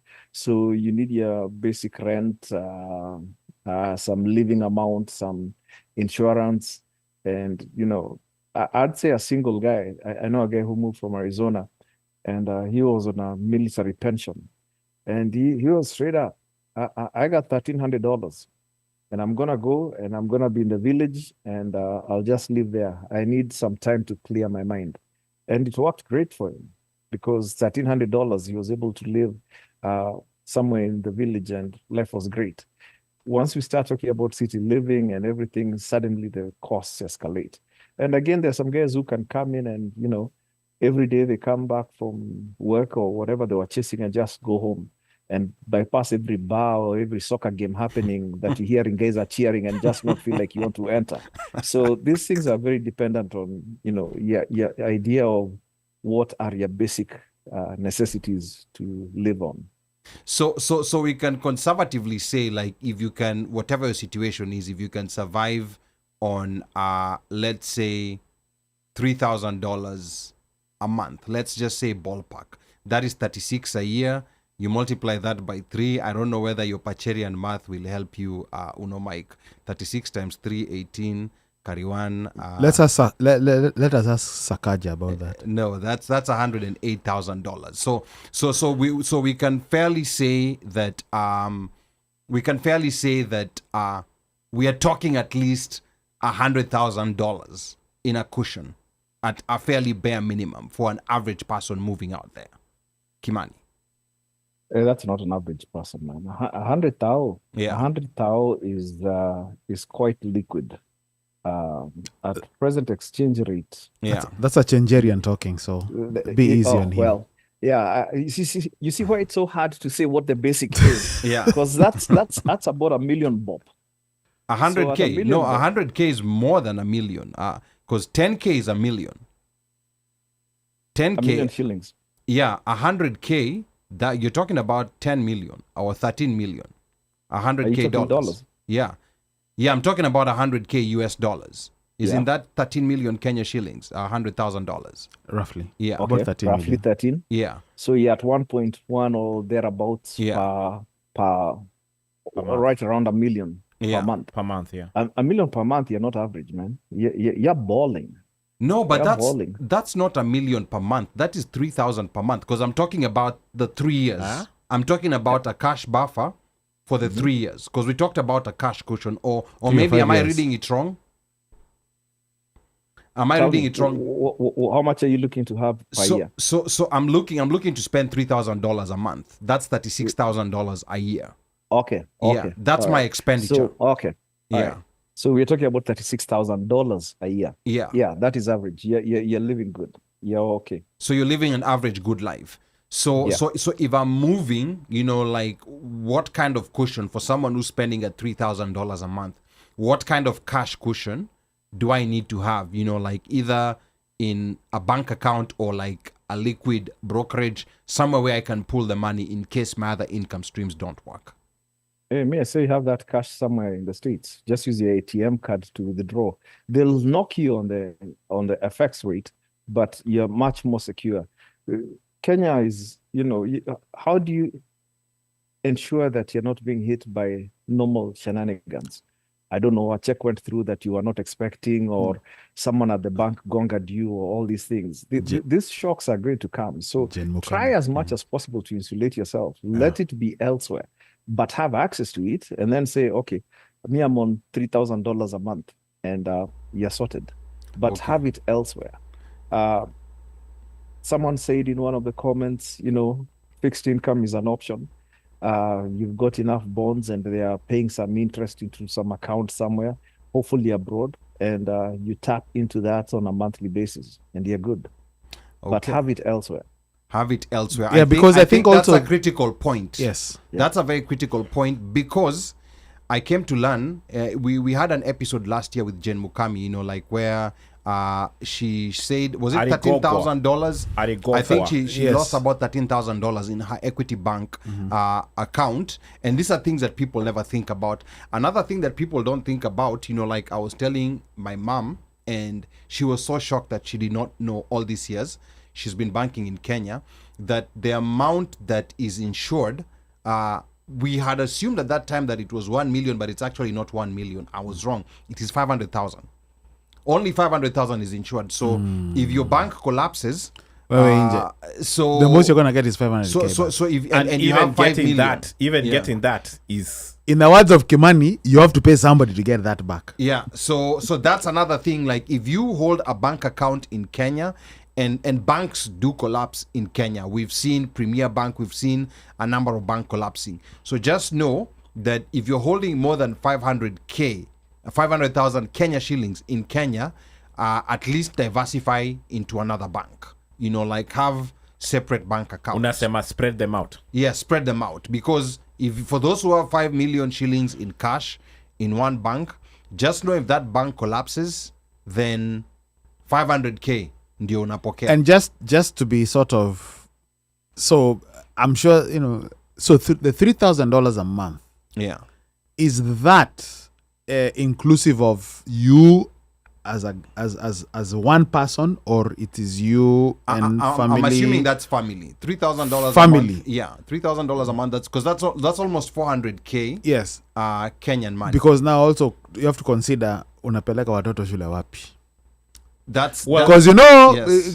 because You have different levels of family, right? yeah, So but I'm saying, like where even with do you that, fall? yeah, where do you fall? So that 3,000 hii sasa hii 3,000 unapata. So I calculated. Mtoi unapeleka mtoi shule wapi? I calculated an average school, Kangemi like an primary. average good school, not Peponi, not Banda School, not ISK, maybe just like McKinney School. You're talking about 150K a month, not a term.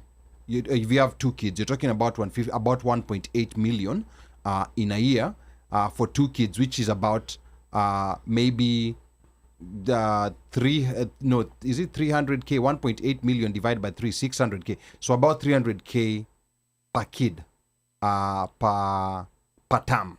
Like not only fees, plus also those other trips and those other things that those schools normally do, because there's other expenses that come in. So that's how you arrived at Marom the 3,000. Yeah, like $3,000. You should have done 3 kids, because most guys have got 3 toys. Yeah, around. What do you mean most guys? Kwani you have statistics with most guys? 3 kids. Angalia huku nje tu. Utaona watu. Sawa. We will ask Nancy Mirotsi to ask those data guys if that's true. That 3 kids. Yeah, 3 kids is that the everyone norm. has 3 kids. Yeah.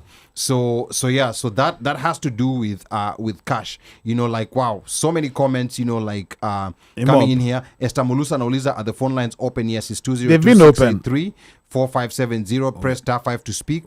Starly Key anasema save it in dollars, use it as you go. And then Samingure anasema great conversation. You said we have a caller. Now before we go to the caller, yeah, we have a caller, but carry on. Okay, before we go to the caller, let me see. We have a comment here from on YouTube from Wairimo. He's saying moving back is not a one size fits all. There's a Correct. number of 40-somethings with kids pivoted from their trained careers and are making it work on farms, homeschooling. Since COVID, it is successful.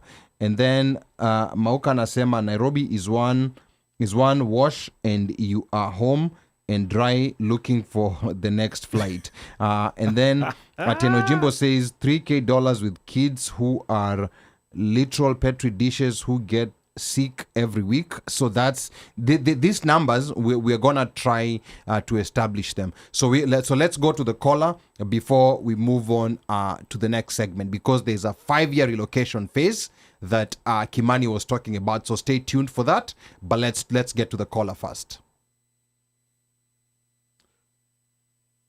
Thank you for calling the OneMic Show. 9349. 9349, last 4 digits. Please tell us your name and where you're calling from. Welcome to the OneMic Show. Hello. Hi, everybody. This is Esther Mulusa calling from Kakamega. And Esther, I'm very karibu. happy with today's show. I like a lot of what the host is saying. I'm really following him closely. So I just want to piggyback on some of the things he said. I agree with a lot of what he said. He talked about the white face and how important it is for business in Kenya. And it's a pity that things have not changed. That if you don't have a white face in your organization, sometimes it doesn't go anywhere. So you find people looking for white faces, to put in front of their companies. But it's all about the international network. And I wish Africans could just have our own network, form an African network, so that we don't need white people to legitimize and make our businesses, look like they are more authentic. It's happening here in schools. If you open a school and you put a white face there, it doesn't matter if it's a hippie or a homeless person you picked from somewhere, but the fact that you just have a white face at your front office or somewhere in the management, it makes your business more believable to Kenyans or to Africans. I saw this also in the United States of America, in Winston-Salem. There is a Tanzanian couple who started a college. They wanted to train nurses, and it was very successful. But they had to hide behind the white face. They had to make it look like it is a white college, a white institution. Yet they were the owners. They were hiding somewhere in the background. So when you walked into this college, you found a receptionist, a manager, putting white faces in front so that people can be attracted to the industry. And then he also talked about just people, if you are any other regular Nyehudi. So I had a personal experience in Tanzania many years ago, 15, 16 years ago. I went as a tourist to Tanzania to see the Hadzabe people. I wanted to experience the Hadzabe experience. These are people who are supposed to be bush people. They are kind of related to the Zulus, but they're in Tanzania. So I remember they looked at me very suspiciously, you know. Apparently, they were supposed to be people who have never been touched by any civilization. But I as an African, I could read through their nonsense. I could hear them talking Swahili. Hazabes talk, the click sound, you know. So I kind of demystified them, and they were not even looking at me like a tourist. They were like, you know, what is this black person trying to show us, you know? Yet I'm just another tourist because Africans are diverse. So there's that people looking at you just like any other Nyehudi. So even if you try to start something, they look at you from that lens. 60 years after independence, we still need to see the white face. And this is something that is not changing, unfortunately. Before I left Kenya, I worked at KTN for some time when KTN was just starting, when it was a little pilot project. And I remember they had to bring a white face. There was a man called Mr. Ross. He was British. This man was back home when he did the research. He was just a clerical officer back home in the UK, you know. But because of the Maxwell connection, he had to bring his people into KTN. And I remember the man didn't know the difference between the elbow and the knee of broadcasting. He knew nothing, but he was a white man, you know. So you find that the people under him are the Africans. The late Herman Igambi is the one who was actually running KTN, but the general manager and the managing director, the general manager, I think, was an Australian. And I looked at him and he's just like a hippie picked off the street. But he's a white man. You know, he's the one who was the GM, and the MD is this white man who knew absolutely nothing, who didn't do anything but just, you know, run around. And so there's this problem in Africa that running a business, sometimes you have to look for a white face. And I think it's really tragic and very sad. I think we have to move ahead of that. And I think it happens even with the IT. If you want to start a little startup here, white people will succeed, you know. They just come straight and dive into the IT. I don't know what to call it, but you know what it is, the starters programs, and they succeed.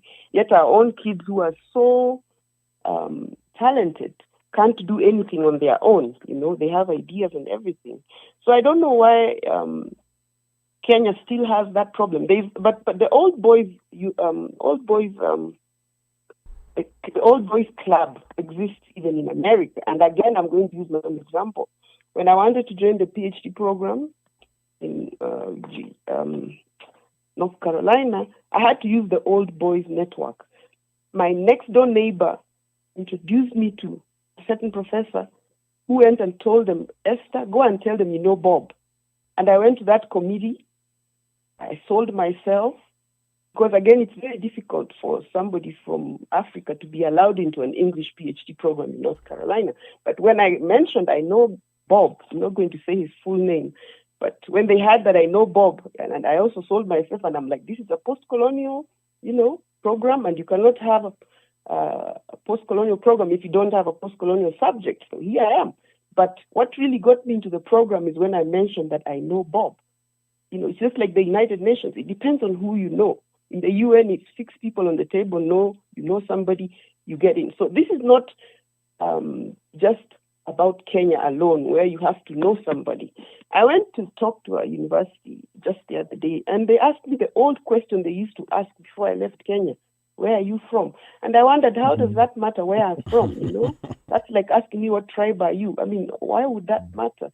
But what I love about the U.S. is when I walk into any institution and ask them for a job, nobody asks me where I'm from. They ask me for my CV.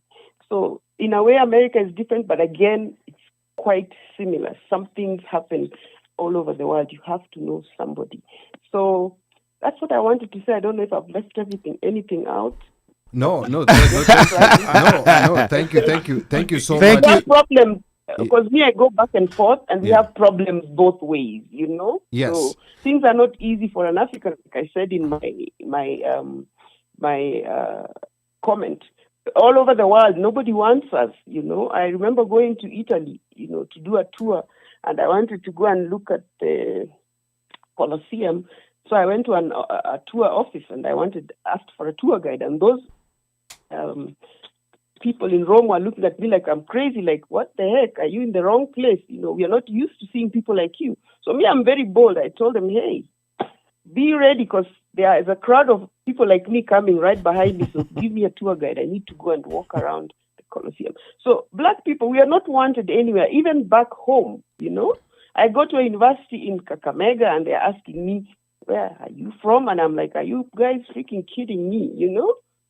Wow. I have something to offer. I have something to learn. I have something to offer, but you cannot, kind of try and sideline me by asking me where I'm from. The next question will be, who is your father? I mean, how does that come in? Mhm. So I need to know somebody so that I can be pushed in for this job that I really don't need, But people just give you a rough time. So the world is hostile, and I think I'm going to stop there because I don't want to hog Okay. attention. But thank you very much for this. No, thank you, Thanks for Esther. calling in, Esther, Esther, before as you usual. go, in part of this series, because Yes. this series is becoming, like much deeper than we thought, we also want to do a rural edition because, and just like the Kamkunji tells us what they want. There's someone who told us that you guys are speaking about moving in Nairobi where it's so expensive, but now you have experience, not necessarily of moving, but staying there for extended periods in Kakamega. So I think She might as well have moved. so that experience there, because majority of the time you call us, it's once in a while that you're in North Carolina. You're mostly in Kakamega. So I think we also want to get that rural experience. Yes, we do. Because I think it's entirely different also from the Nairobi experience. And also to demystify this thing of Oh my ATCG, God. what were city. Yes. Yeah. Yes. Oh my God, I'm in heaven. There you go. There we go. There you go. So we'll communicate to you. We'll let you know. Yeah. Sorry, go ahead. I'm a little private, but if I sent you videos of my morning view, mutapenda. It's like I'm on holiday every day. Okay. All right. Yeah, And, she eats mangoes in the morning. Yeah, in you, the you don't evening, you don't have to rub it in, okay? Thank you. It's okay. It's okay. Ni sawa tu. Sawa. Thank you, Esther. Okay. Napenda. Esther, Sawa. asante sana. Thank you. Let me give Okay. let me give a chance to Kimani to just react Yes. to what Esther said, like about the Odiero problem, the Mzungu problem, and also the rural edition that we were just talking about. Kimani. Yeah, I like that she said that there's some common aspects of it, even when you're in the States.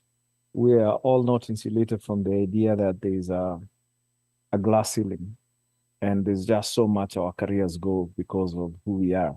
That one I stopped even fighting a long time ago when I said, these guys, even if they're being protective of their ability for us to move up, they have grandfathers and great grandfathers who fought this war, that war, this one, someone died, all these things. Maybe they've earned that, they can keep some ranks exclusive. I got as high as a vice president. And, even that vice president came with a lot of challenges. And you're like, hey. So it's not our land, it's not our country. And we come with an accent. And then at some point we accept, okay, I am never going to be CEO. That's fine. Now let's see what else we can do within that realm of understanding that that's never going to be the case. And for me, coming back was, all right, now that I'm back, I am not even going to ever attempt to do corporate again. I think 15 years of corporate scared the Jesus out of me because that glass ceiling is very severe. And meanwhile, you've invested a great deal. You've gone to school. You've got school loans, mini graduate school. And still, if that's the way it is, say, sawa, we're going to do something minimal to just pay bills and maintain a lifestyle of sorts. But the bigger challenge is to find that thing that will be the income generating aspect where I can sit in Kwale and chill in Kwale, and somehow there's an income being generated in the US. And that's a goal. I like that she talked about, things have similarities, but it doesn't necessarily stop you. She still got to where she wanted to get to. She still got into that PhD program. It's not going to be as easy as everybody else. We just accept it, and that's just life. It's, it's never meant to be easy. We'll just have to keep singing that old slave song and, just accept that things ain't as bad as they used to be. But thank Lord, they ain't as bad as they used to be. And just keep it stepping. Okay, all right, sawa. Now, before we continue, some comments were coming in both on Facebook and YouTube. Our anonymous person, your language to any language. I don't know whether that's script. I don't know whether it's Indian, Ukrainian. Please tell us what it is. I'm always interested in foreign scripts. And Asema, by the way, there are levels with schools. I was talking to a pal, and there are Kenyans taking kids to SA because the schools have higher quality and more choices with sports that Kenyan private schools don't. Where? Okay, that's a good one. We're going to do a school edition. There are a lot of people who are taking kids out. We already have the right guest. We're going to do a school edition because I think that's also very important. And then hapa Atieno Jimbo anasema it sounds like the diasporans have also learned how to beat Kenyans at their own games, and I think that's just what people need to learn. And then I can see also on YouTube, PWCHR says, I'd say for the average income earner, let the kids go to school here. So wait till they're older, unless you are okay with regular Kenyan schools. High-cost Kenyan schools are a stretch for most. That's fair enough. B. Yosef from Kansas City, Missouri, karibu sana, says, great show, guys. Mnachanua diaspora. And then Mwarimu Nderitu here says, one thing we all have to remember when we move is maintain a U.S. address for your banking and brokerage accounts. P.O. Box will not do. Use a relative's address if necessary. Very, very strong advice coming from Wairimo. I love this Kamkunji right here. The Kamkunji is spewing the knowledge too. B. Yosef anasema, moving back to 254, Jipange with income coming in. The environment has changed culturally, morally, and economically. We should have a group of Kenyans from diaspora to network with. Actually, in the comments that were coming in on Facebook, there was a flyer that was put up there. There's a whole returnee like networking group in Nairobi, and maybe Kimani can talk to us about it later if he had access to that network. But yeah, it's actually becoming a thing. So there's that, and then we have Rosonda 453 anasema, use your parents in Kenya to supervise building a countryside home, developing rental properties locally, pay off your house abroad, rent it out, and move back home once your children are independent. So that's advice coming from Rosonda. And then B. Yosef anamjibu anamwambia, forget your parents, get a professional. Another opinion. And then I see here, I see Truth. I seek truth. I seek truth. These YouTube names. Inasema, I think we bought this whiteface issue. Well, I think we brought this whiteface issue on ourselves. On this program, we have had people talking about how difficult it is for us to trust one another. White societies are generally high trust. And I think that's something that we have to deal with, not only even from a community level, starting from a family level. Like we have to start building that trust of being able to do business with each other and doing stuff with each other. Because I think there's an amplified mistrust that I always say is a bit more amplified than it really is, whereby people are more comfortable doing business with outsiders. Hata wakioshwa, they're still comfortable doing business with those outsiders. Lakini if your own people washa you na umezoea kuoshwa, so bado utajipeleka huko? No, because they're family. No, but ndo nasema, kuoshwa na family is a learning experience. When ukioshwa outside, you understand that, okay, this person, I do not want to do business with them anymore. So kioshwa na familia, but like with a certain family member, maybe it's that family member. So family member X is not good to do business with. And I think that's something that ni kama kosho na ule jama the one that I don't like.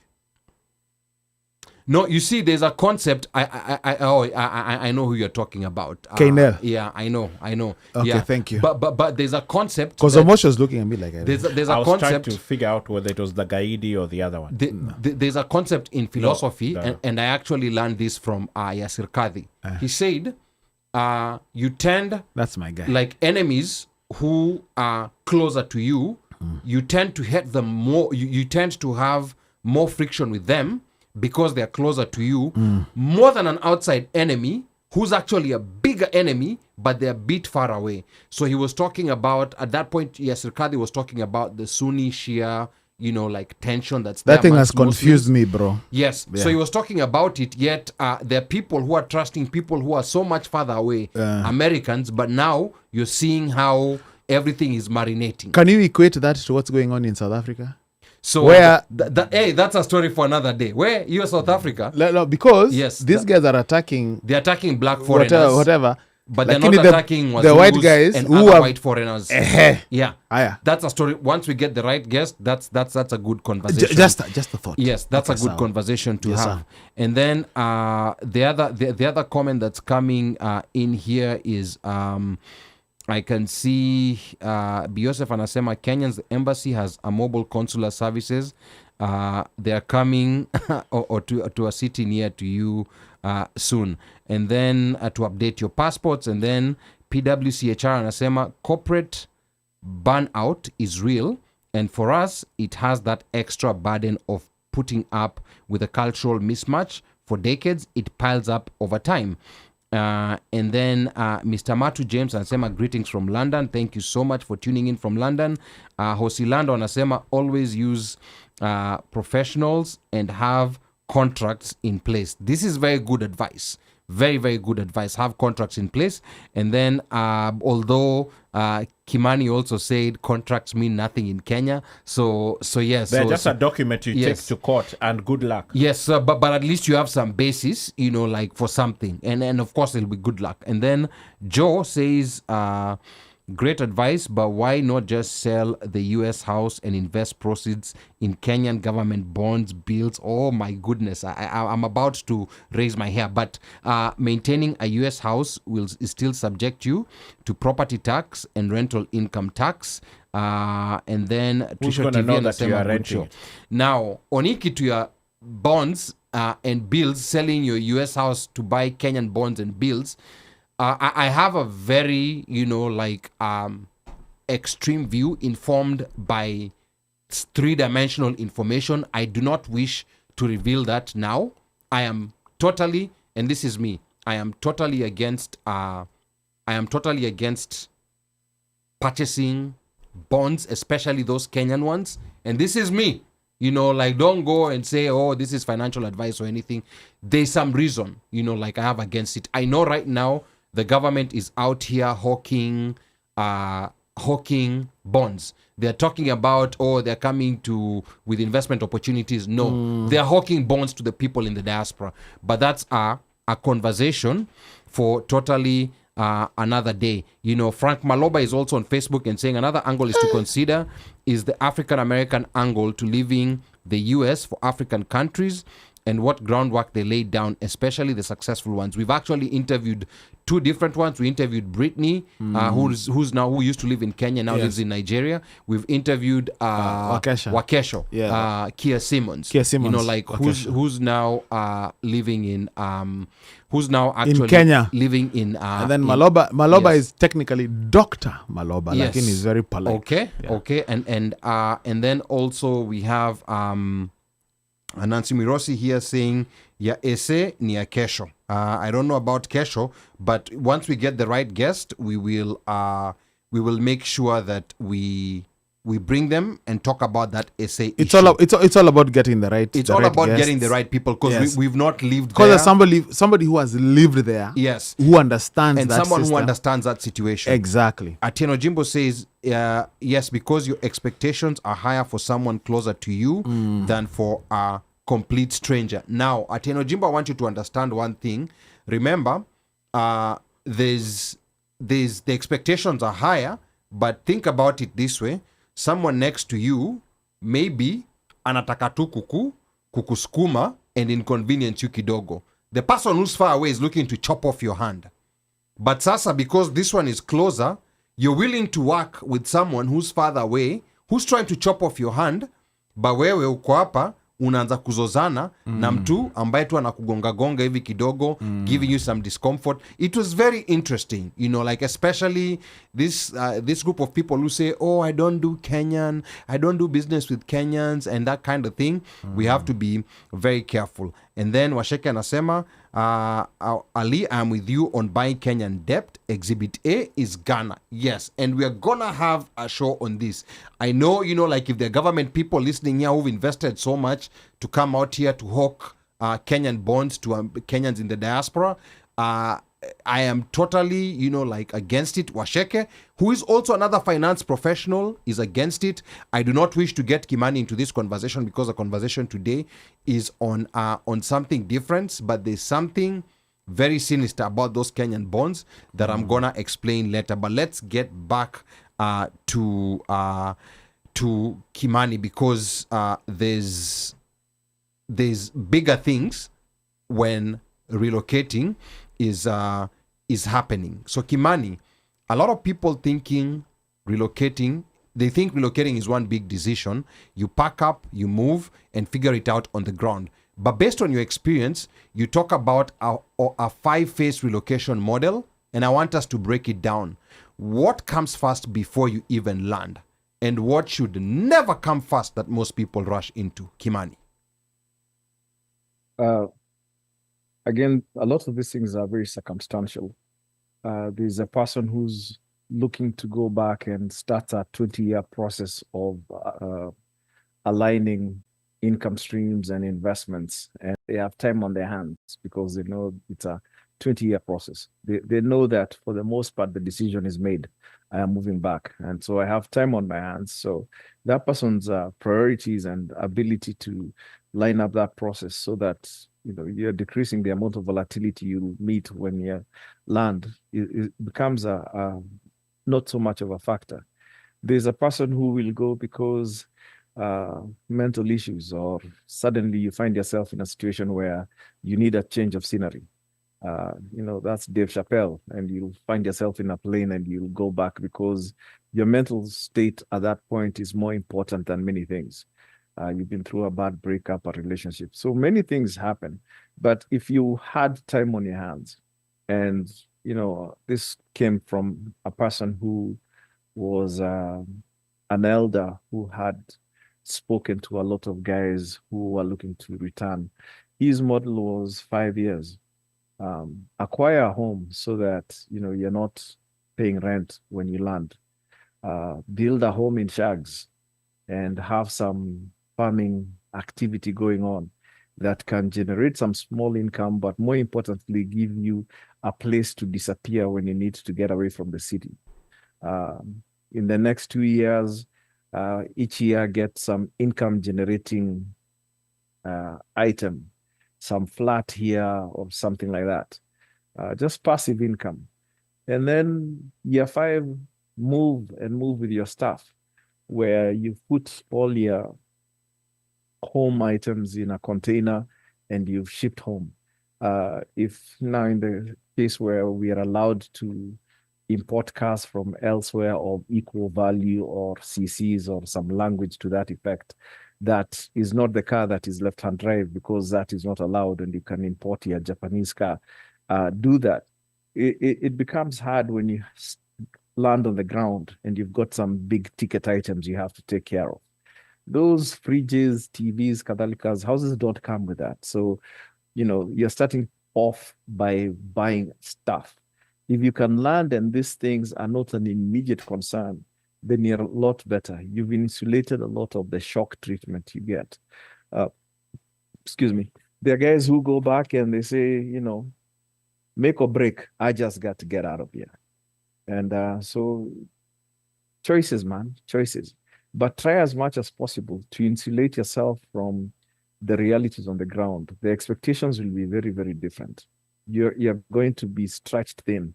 And the fewer things that you have to deal with, maybe because you've now gone into a 5-year program when you've gotten all these things, your house and income and shags and kadhalika, then you're a lot better off than someone who goes in and says, you know what, we're going to make or break. Let's do this. So from what I'm hearing you say is that you're not guaranteeing anything. But what you're saying is that these are some pitfalls that you're going to face. So try to minimize them so that when you meet an actual challenge, let's say like your remote job ends, then you're just dealing with that and not dealing with 12 other things at the same time. Am I getting you right on that? Kabisa, 100%. Okay. You're eliminating a lot of those 12 things. You focus on 3 or 4 things maximum, but the others you're not worried about whether there's milk in the house or whatever. Those things are already taken care of.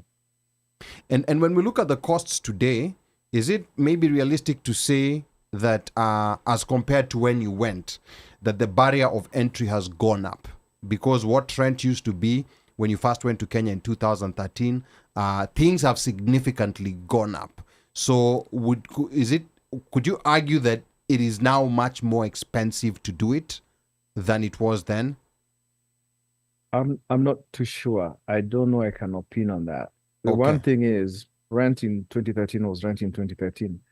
Rent in 2026, in an economy that's struggling on many fronts, who knows? Maybe there's fewer people that could have paid that rent in 2013. So now Fair. maybe those things have adjusted to market realities. Okay. I don't know. The houses in Runda maybe had like a line of guys wanting to move in, but now there's no 4,000 USAID guys. And suddenly, so I don't know if the economy has adjusted to how tough things are. Right now, making ends meet is a lot tougher than it was back then. For one reason or the other. So maybe I would expect that the economy has adjusted in a way to say things aren't as good as they used to be, but this house still needs to get rented out, because it being empty also brings in other issues of break and entry and thuggery and guys taking out switches and electricals and kadhalika. Now, the other thing also is when people, like who want to move, because there's a lot of excitement associated with moving. People even throw bashes here, like going away bashes. When people skip these phases or rush the process, what does that do to them, like when things do not go as planned? Mentally, emotionally, you're broken, man. I know of enough marriages that didn't survive that process. There is one person, going back is one of those things, especially if you're married. It has to be a joint effort where you guys have seen, we are going in and we are both committed. But if there's one person who was hesitant, it's just a matter of time before they say, you see, I told you we should never have come. Hey, okay. Wow. Then that just brings a lot of drama. So you're going to be tested. If there were cracks in your situation, your domestic situation, those cracks will become some huge amount of geysers. There'll be water flowing through that dam like there's no tomorrow. It might have been a trickle before you left here, but realities and shock to the system that come with Kenya, suddenly those things are wide open. I was going to say this. Just so it was pointed out that we did not address the children. Yeah. The family issue, yes. Children. Yes. Another thing that has not been addressed is the spouse. Absolutely. Yes. So those are two different things. Those because are two different things, yes. So Ali decides family inasemaje. Yes. Ama kama ni Ruth anasema I'm going. Family inasemaje. That's another thing. But one thing I've learned about family is that you have to play as a team. And a lot of us know a lot about teamwork. People play in teams because in the office, because that's where you're getting paid. But as a family, you also have to play as a team. The 4 of us, Mika is not here today. The reason why we have been together for a very, very long time. Why we work. Yes, why we work. It's not because we always agree. No, we don't agree. In fact, most times I don't like OneMic. Yeah, I know. But that's okay. And Omosh is very quick. I'm to not say moved. No. He has no emotion. He's very emotional. Yeah. Yeah. No, he has no emotion. He has no emotions against what other people feel. Just what one mic says. Yes, but we have to Jagadieno. but we have to deal with that. So I Yes. think also within a family setup, even if it's something that you don't agree, and with men, sometimes there's an ego play that comes. Sometimes you have to walk back and tell yourself, okay, I do not agree with her position on this, but let's try it out and let's move together. If it doesn't work, then we deal with it. You know, like Not unless she becomes Miss Independent. So yes. there's another So story. yeah. So that's mumesema hapo ndio hiyo 5-year plan ilifika na msee akasema anarudi bila kurudi na mattress ya Kenya. so I think That one too. I think the family portion Okay. is very critical. It's the unseen part. You know, the money part is seen. The family part is the unseen part. It's the Unwritten. intangible. It's the unwritten part Right. that I think we need to have. That's very sensitive. We need to have an entire episode. And also because pertaining to kids, and this is just it's a by the way whatever. You remember when we were talking to Rehema Rehema and Jide. Yeah. and they talked about like in Baba Rehema was saying, oh, this land, this, that, the other. Yeah. But these parents have never actually even taken them to Kenya, talked to them about land, owning land, being bequeathed land, Yeah. the process, understanding what it means to own land or whatever. Yes. You just say it, but you never show them. Yes. So they've never been pointed for? No. Yeah. Oh. But they were saying, so you're like, okay, I'm here in America. I've been living here for however long. I go to school here and I've got my friends here. What are you talking? What are you telling me about land in Kenya that I have never seen? So I think back. But that's even like moving back. Yeah. Yes. Back to those who felt that we should go into the details of family. That's why. We want to give you quality conversation. Yes. So it's we not don't- being dismissive. We don't just want to browse over it. because Exactly. That's I think another very key pillar that needs an episode of its own. In 1 minute, Kimani, did you address this issue of moving back with your kids? With family. With Let's family, talk with family, yeah. with family, with family. Family being Yeah, who? but I had the luxury of having kids who are 4.5 and 2.5. There we go. You see, now age is another thing. Under five. factor. Yeah. The Under under 5. So Under age is five, another yeah. thing. So Yeah. in this So- case, would you say the extended family, meaning like the soft landing where they were going to land, or No. So just about the kids, The like kids, family, your like kids, your your family, family, your wife and children. internal, Yeah. the internal, Yeah. Just Okay. internal. Nuclear. That Okay, the okay. nuclear. Yeah. Okay. Yeah. Yeah, That's so, it. So that's something that we're going to address. Quite a number of comments, coming in here on YouTube and Facebook. On Facebook, Ateno was saying, so if relocating is such a headache, why do we do it? I get situations where someone is going back to take care of a family member, or a situation where one wants kids to learn their culture, but that's just a small segment of the returnees. For the rest, if it is not retirement, why are you going back? It is not even cheap to live there. Wow. Kimani, I want you to react to that for 1 minute. Hii kamkunji yetu hapa. Ni moto kama pasi ya makaa Yes. pale Gikoshi. Kimani, react to what Atieno said here for 1 minute, because it's one of those questions that it's a guilt question. Nobody wants to ask, but I'm sure many people, it's running in their mind. Now it has been asked. Yes. Address it, sir. Kimani. So for me, like I said before, the appeal was three-pronged. There was the appeal where I had always wanted to work in Kenya. Someone said in one of the comments, it's unrealistic to go to Kenya looking for greener pastures. It's not greener pastures. It's just the experience of working in Africa.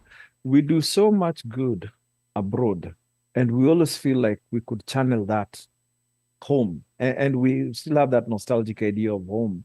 And you say, you know what?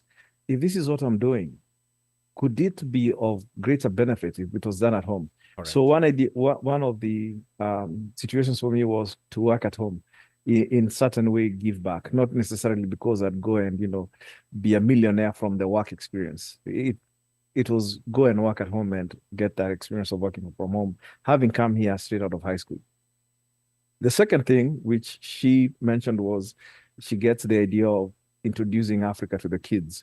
I always think that the one reason why we came and we were able to maybe adjust to this environment was we had Africa to fall back to, and our experiences in Africa to say, hey man, you know what? if I have to work in an environment that does not have heat or does not have this, there's worse at home. So you have that to fall back onto, and it drives you to overcome or succeed because you've seen worse. And then the third thing for me also that she mentioned, which was a factor for us, was my wife was looking to take care of her parents who Yes. were ailing, and all the siblings were abroad. So those were the three things that drove the decision to go home. It wasn't one more than the other, it was all three. And again, all three seeming to where the timing was kind of defined for you. If you have sick people you're going to take care of, you can't say, okay, now let me start planning, I'll be there in 10 years. You don't have that luxury of time. Also, the kids being 4.5 and 2.5, I felt I could throw them around in uncertainty a little bit, and it might build character or something, but it wouldn't adversely impact their education or, their ability to go to college. So the timing was a major factor. All three things seemed like this is the best time to do it, and we put stuff in a container and shipped to Mombasa. So, Kimani, you didn't have those jobos that, back, we have friends who, when they were leaving to go to Kenya, would give you a card for their new job that they're going to start in Kenya. You didn't have a job set. Wewe ulienda kupiga tamak? I didn't, which was kind of interesting because the idea was to get there somewhere around just after 4th of July, look for something to do, network, try and see what's going on. And then I think we had tickets to come back somewhere around September 15th, September 13th. And nearing that date, there was a kamkunji in the house which said, the way things are, it seems impractical to leave now. How can we extend this and stay?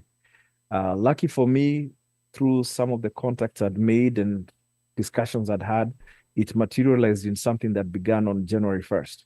So I actually came back, closed house, put things in a container right around Thanksgiving, and went back and enjoyed a very beautiful Christmas.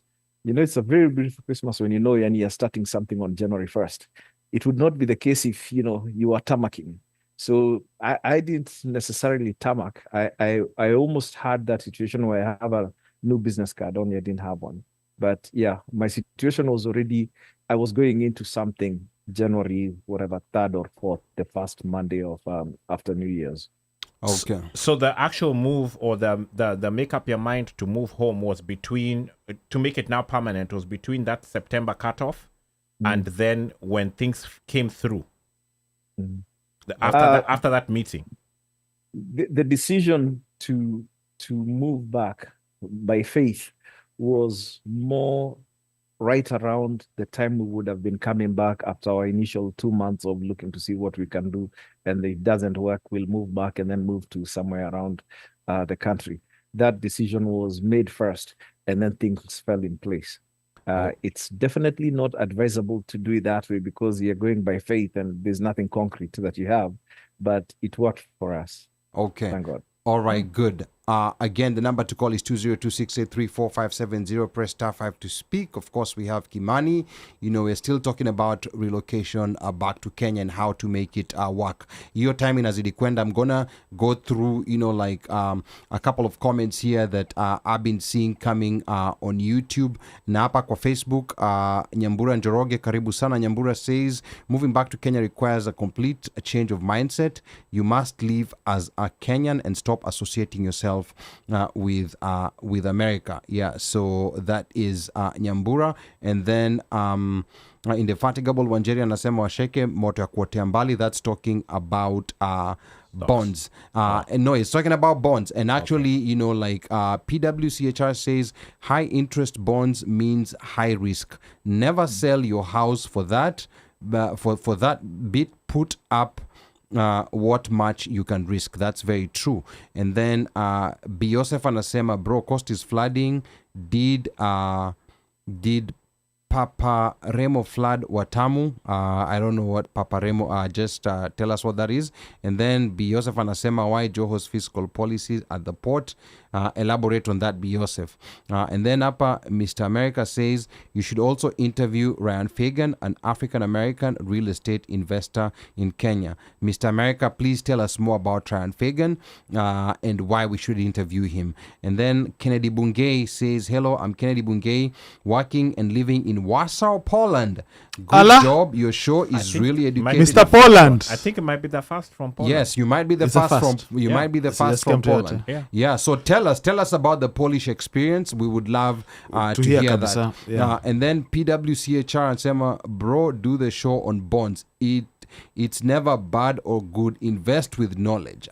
Yes, EA bonds. There are people who will hate me permanently when I reveal what I know. But and this is, by the way, public information, but we will do that another day, especially those Kenyan bonds. That's a story for another day. And then Joseph anasema Ryan is a passport bro kind of guy, but he married a Kenyan to get benefits. Wow. Okay. So Which now Ryan is this? I don't know. That, Clearly I guess he's on YouTube. Yeah, clearly it's someone on YouTube. Called, let me see what the name is. Ryan Fagan. Ryan Fagan. Yeah. And then Joseph anasema I would talk to a seasoned real estate agent in 254, not Ryan. Great show, guys. Let's break it down. That's Joseph. And then we have Sun4821. Says maintain a healthy US stock portfolio and rent a nice place in a low-cost living area without congestion and good weather within an hour from town, within an hour from Nairobi, like Limuru. And Why then, not just buy? And then Joe anasema government bonds are risk-free. There is no such thing as risk-free, but we'll talk about that another day. Ask people from Ghana. Joe, if you have friends in Ghana, or if you want to, like bonds are not risk-free. And by the way, the structures What does Kimani say about that, though? The debt and the structure of Kenya and Ghana are almost the same. I don't want to get into it with Kimani because Kimani is a financial guy. We'll get so deep into it, we're not going to be able to cover everything else. But I think we need another episode with Kimani on just those financial aspects. Yes. And then I can see Joseph saying, I ain't living in Nairobi, Nikomua Hills, beautiful. Those concrete high rises are not for me. I lived there like 20 years ago and lived there for 15 years. I lived in Kile for 20 years. I lived in Kile 20 years okay, ago. 20 years ago. I lived there for 15 years. Okay. And then hapa Hosilando anasema spouses ni live wire with fire. Hosilando, tell us why. Like explain to us why spouses ni live wire. And then and then Joseph anasema Kile looks like Stato in the 80s. And then Hosilando anasema we desire to go back because it's home and America is exhausting. And then PWCHR says Kenya government is highly leveraged, borrowing into the future against uncertainty, but pia mimi nilinunua na wanalipa so far. And then Joe anasema please continue doing what works for you. And then Wairimu anasema alternative pastures, not necessarily greener. I like that term, alternative pastures. And then coming back here to Facebook, our anonymous with a foreign script name anasema went to Caribbean a few years back and met a few Kenyans who have planned retirement huko. In 3 hours you can be back in stateside for lunch with your kids. My parents always told me what are you coming back here to do? That has stuck with me. My parents are no longer living and I have no siblings. I think we need to reach out to Kenyans who have settled elsewhere. I've spoken to some and they have very valid reasons why they chose to live in places like Virgin Islands. I think the people who move back have family connection. And then we have Kailash Jangir. I love that name. Anasema hi, welcome. And then Sami Ngure says, I struggle with the idea that folks should leave everything they've learned abroad behind. Why don't we take what we learned, bring it back home? Then Washeke says, US treasuries are the only risk-free bonds due to the US's ability to print money and the USD being the world's reserve currency. By the way, with this war, Washeke, the status of the dollar as as a global reserve currency is at risk. But these are deep financial policy, economic policy conversations for another day. I don't want us to lose, some of the things that we have to cover. Kimani, we've talked about money, structure of money and planning, but then there's another side that we hinted on a little bit that people rarely speak about. Why don't people talk about failure when they move back to Kenya? What is it about that experience that makes people go silent? Because from the outside, everything looks fine.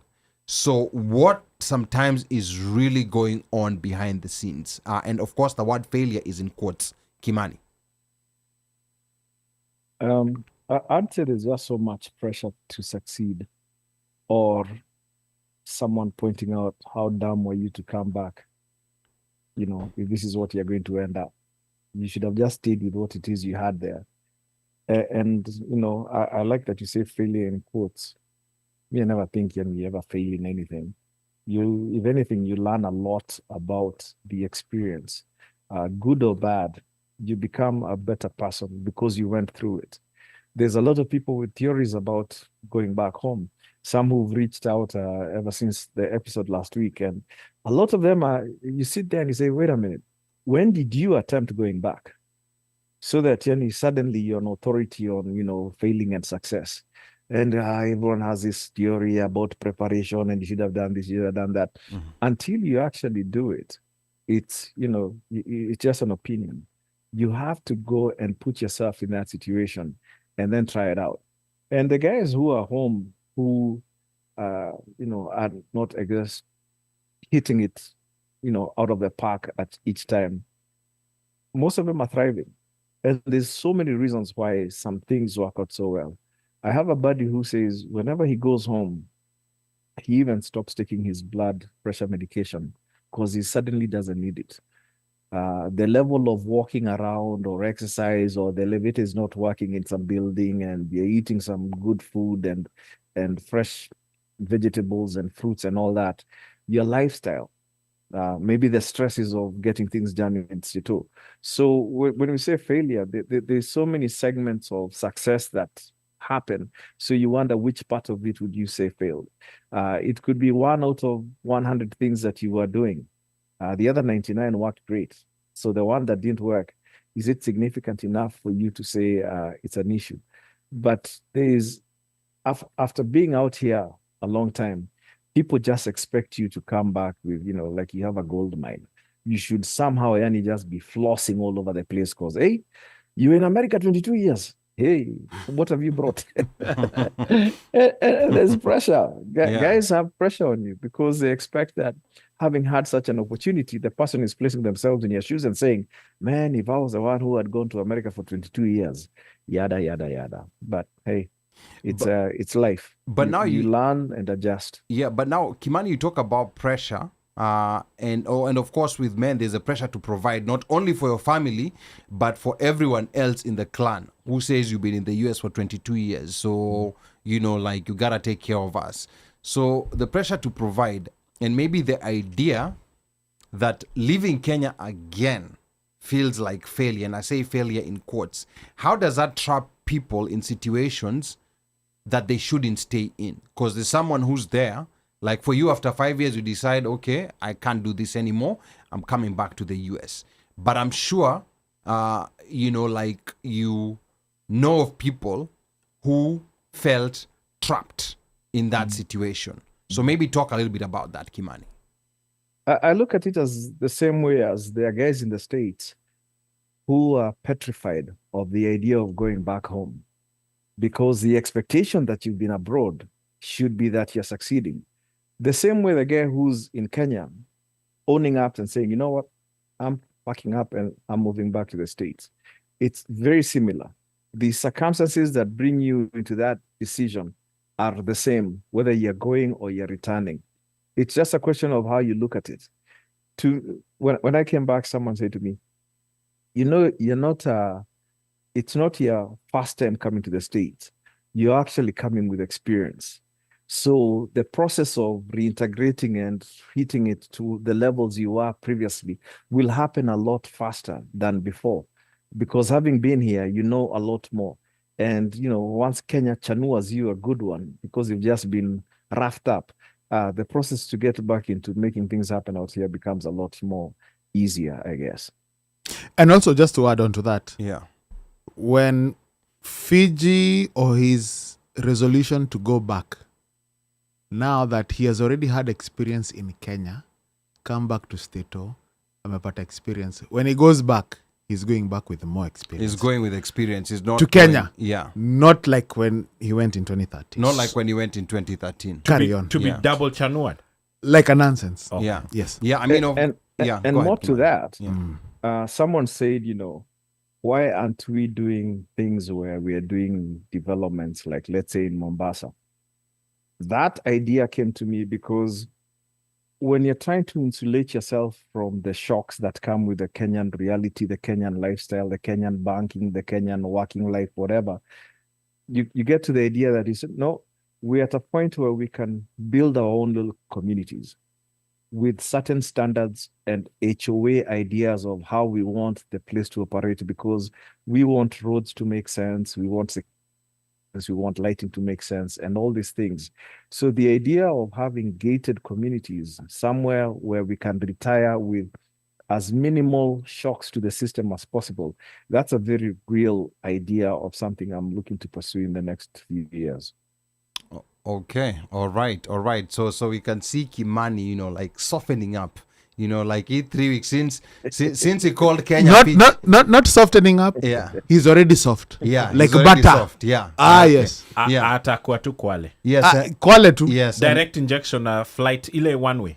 Ile Yes. inaenda Ile inaenda kutoka kwanza atachukua Ethiopia alafu straight Direct, he to drops. Bole Yeah. to It Mo drops. to Maabadha. Okay, Yes. now Yeah. Upper Joe is saying something interesting. He's saying the US dollar will never collapse. Almost all countries, including China and Russia, have their reserve assets in US dollars. And also, to that effect, Washeke is saying US Treasury are the only risk-free bonds due to the US's ability to print money and the USD being the world's reserve currency. It might be at risk, but it will take decades for any change. That's true. And I think this is where, there was once a cabinet minister in Kenya, I'm not going to mention his name because he passed away, who said, history is the most useless subject, which is very sad when people say things like that. So before World War II, the US dollar was not the world's reserve currency. It was the sterling pound. So the sterling pound, it did not collapse. It's still there. It's still in existence, but it doesn't have as much power like as it did before. And what Washeke says is fairly true. This collapse is not going to be overnight, but there's going to be some significant changes. You can already see movements. If you follow global financial markets, you can already see movements of treasuries globally in China and many other countries away from US treasuries and diversifying into other spaces for their currency reserves. So we can already see that movement and the percentage that the dollar used to have as a global reserve over the years, it has declined. So it's not going to be a spectacular drop, but it will be a gradual phase out. Then there's another index, I can't remember the name of the index, which I think people don't pay attention to. It's an index that measures the US dollar against a basket of other currencies, 6 major currencies, including the sterling pound, the Japanese yen, just some major world currencies. And when you look at that index is when you're gonna land with those Kenyan bonds that you are saying, oh, I got 10%. When you look at that, when you look at those indexes is when you're gonna realize, because I think a lot of times we do make so with the Kenya shilling already, if you look at it in the past 15 years, it has lost significantly to the dollar. So if you are earning an average 10% over those years in Kenya shillings, you can easily call that 4 or 5%. And here I'm just throwing numbers. You can easily, or even maybe 3% when you look at the dollar return. Now, when you add on top of the dollar return, the dollar has also lost against the euro, against the sterling pound, against these other major currencies. Because also alternative currencies that you could be investing in, you will realize how much those bonds are not paying you. And the bonds, of course, pay in simple interest, but that's a conversation for another day altogether. We don't want hapa to kuna get- ma conversations for another day Yes. zimetupita. Ziko Yes, nyingi, yes. hata- Ziko muop. hii Yes. syllabus yake hata imepita za nini. We don't want to get distracted. Hapa PWCHR anasema failure is not trying and couch quarterbacking. Kimani learned a ton from the move that will pay off in his next stage. And then Yosef says Kenya needs a reset. Let's talk about failure. And then Warimu is saying, when considering Kenyan bonds, pay attention to inflation and possibility of haircut. In the case of Kenya's default, if you're here in the US, you're better off with the S&P or total stock market. Your haircut that Wairimu Nderitu is talking about is what I did not want to mention. It's what we're going to have in another episode, because that the haircut is what Unasikiza. people in Ghana got. I was gonna say Yes. that Ghana. Did Yes, they get a Ghanaians. haircut or their necks were chopped? No, not all, they got both. Their returns, kuna wale walikuwa wanaenda kucash, unaenda kucash kesho, you know, like you've been waiting for it, retirement, leteni pesa yangu, unaambiwa wait another 10 years. We are not cashing out right It now. was about 15, right? And then It there's was about some 10 Ghana. Yeah, in there's Ghana. some were being told, you know, like you are supposed to get X, but we're giving you Y. You either take it or leave it. A Take much it or lower leave it. amount. Chagoni lako. So and the economic structure of Ghana, the debt structure for Kenya and Ghana, they almost mirror each other. So pay attention to this. Jimmy Wanjigi talked about this a lot. And I think people are not paying attention. People are attracted to those attractive rates that the government is offering. But that's a conversation again for another day. And then Apa Joe anasema the stock market in the US isn't immune to volatility. Have you been monitoring the S&P 500 down, Nasdaq lately? The up and down. Yes, we're going to talk about that. I don't want us to get into all that detail. And then PWCHR anasema OneMic mkona topic mob za kufollow up. Your channel can grow a lot. Thank you so much. So yes, again, just to make sure we don't miss out on Yes. this. So is there something, Kimani, is there something called returnee trauma? You had alluded to this, where someone leaves the US, struggles in Kenya, and then comes back feeling disconnected from both worlds. Kimani. Mpaka nasema Fiji is a tourist destination. Yes, Kenya Okay, Kenya is Fiji. Thank you. Yeah. The trauma is real. The trauma is real. When you have a certain degree of certainty in what you're trying to do, and then you're wrapped up proper mpaka even now you start questioning what decision process did you have to take that decision. It's a traumatic event. I couldn't talk about this stuff in 2019. I was still here. Let me get my thoughts together. It was a process that tried me greatly. Like I said last time, my mom thought I had sold my US citizenship and my passport or something, and which is why I was still enduring what Kenya had to offer. It's something that you go through, and then you can either come out of the other side better, or just come out and just say, you know what, now we'll just do whatever it is that's necessary to retire comfortably. And if that retirement is $1,500 a month, that's enough money to move back to Kwale and call it a day. So you come back and you show up your reserves and you say, all right, from what I learned, I just need $1,500 and then I'll be sorted. And then you're back to trying to make it happen in a much different way than when you did the first time. But it's a traumatic event. Like I said, I know many guys whose marriages were tested extremely. So there's many things you question.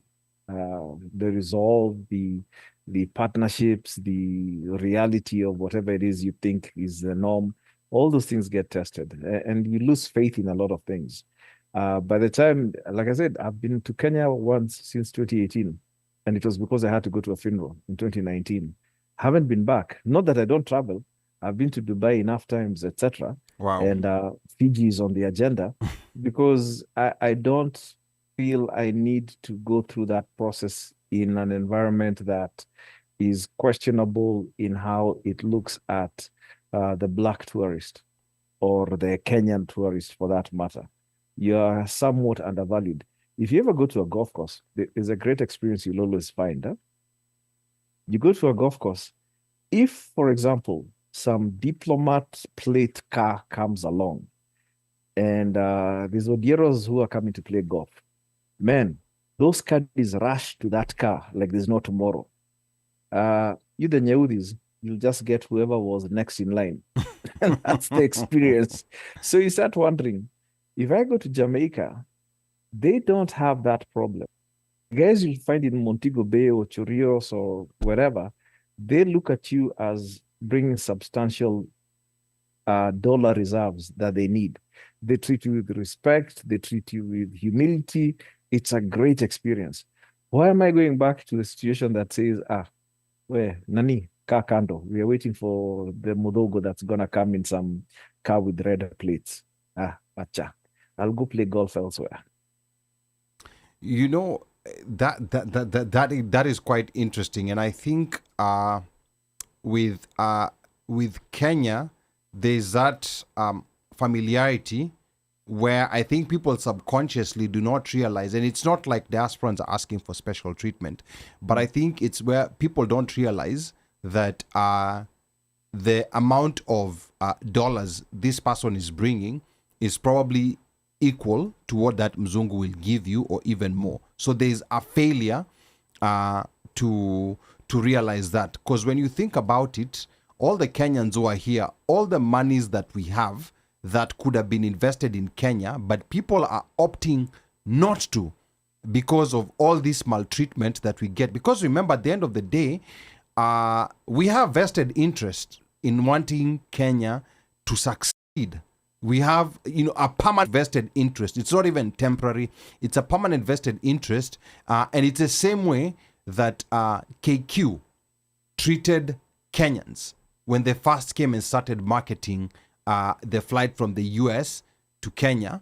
And their poor results right now are showing they had to reduce the number of flights that are coming from the US to Kenya from every day to, I think, is it 3 or 4 days a week, when what they could have very easily done is what Ethiopia did. When they started here in I think it was the mid-90s, they focused on their people. Focus on your people. Then if there's other people who are interested in that route, you're like, oh, it seems this group is also interested. Let's also get them. And that's how America works. America doesn't necessarily even sometimes build things for tourists. They build things for Americans. Then if you're a tourist and you like it, then you also come. They build Las Vegas for Americans.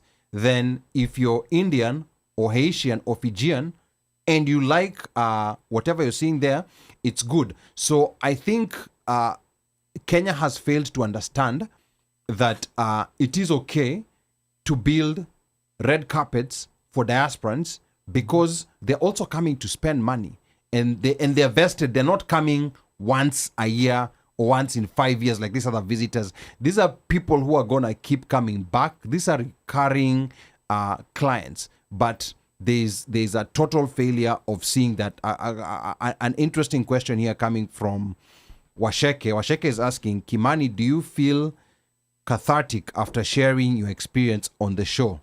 Whatever cathartic means, I will pretend I know it.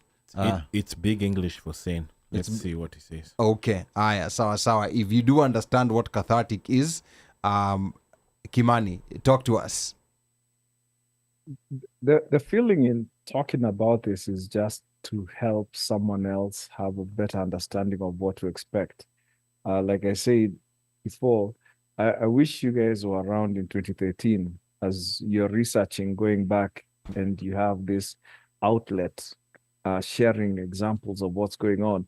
It gives you a better perspective. It makes the move that much more meaningful, because you'll already have, well, even if you haven't experienced it, you had someone who has, and so you will not be as green as, wait, someone didn't say green, they said I was naive.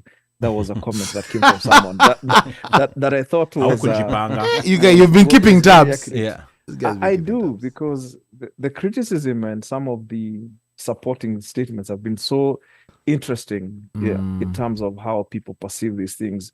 But something you're alluding to in terms of like KQ treating Kenyans, with some kind of respect.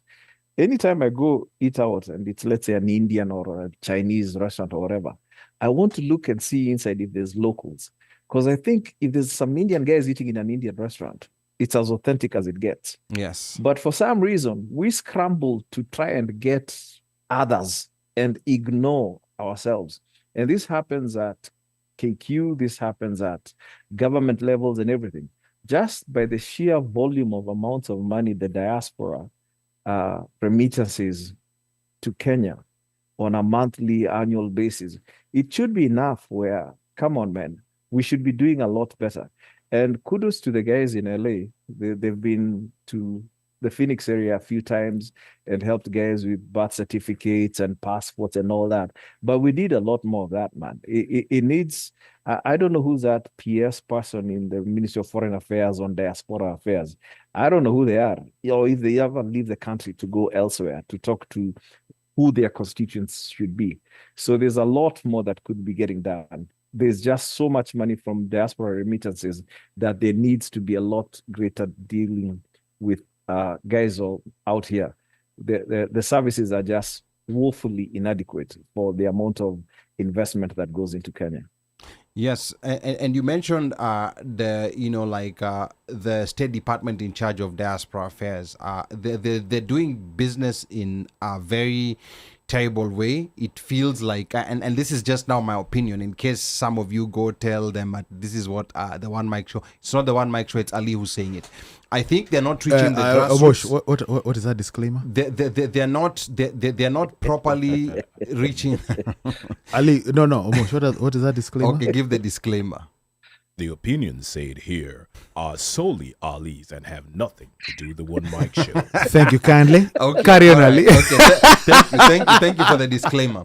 So the State Department of Diaspora Affairs is doing business very poorly in that they're not reaching the grassroots, and they're doing business in a way where it seems like also they're campaigning. Like in every engagement, they're interested in collecting information. 100%. Yes. So like here in the DMV, you'd hear that like there's a meeting, like at the Reagan building or something, and they have not contacted the stakeholders who are in touch. And I'm not saying necessarily us. It could be anyone. They've Kenyans not contacted the stakeholders yeah, who are in touch with Kenyans on a regular basis. So I think, it is very problematic, and there's no proper way of reaching them. And then when you reach them, they'll say it was on the embassy website. It was on this Twitter page. Group. No one goes to that website. It was in a church group. I'm telling you right now, no one goes to that website.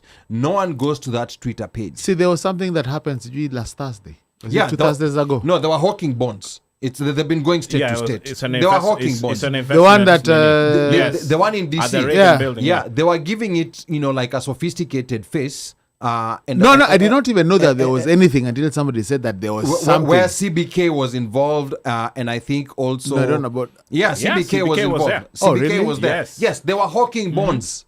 Let me put it simple. They called it an investment. Yeah, diaspora investment. They blah, clocked blah. it in something very fancy, but they were hawking bonds to Kenyans. I think they've been in Seattle. I don't know if they're going there. They've been going state to state because right now they have exhausted, like their sources. And remember, this is debt. Remember, bonds is debt to the government. At the moment, right now, of every 100 shillings that is collected in tax revenue, I think we had 70 something, kama tujafika 80 bado, that we are paying in debt. Like before you get any money for development, any money for recurrent expenditure, 70 bob, shwap, inaenda kulipa deni. Think about it this way. If you earn $100,000 a year and $70,000 straight is going towards credit card debt before you pay rent, before you do anything else. That is the situation Kenya is in, and those are the bonds you guys are so proudly buying. When you lose money, call me at 1-800-MTEULE for a crying shoulder. Yeah, but anyway, again, the disclaimer again, Omosh. The thoughts that have just been circulated over here have nothing to do with the OneMic Show. They are solely Mteule's. Okay, thank you so much. All right. In case there's any lawyers who are thinking of suing the show or anything, so that's the situation. Some quick comments here that were coming in on Facebook. Washeke was also saying, also in Europe, they're trying to move away from Visa and the MasterCard system. I saw that. Yes, then Nyambura and Njoroge was asking, does Ghana have a CMA like Kenya? I think Nyambura means the Capital Markets Authority.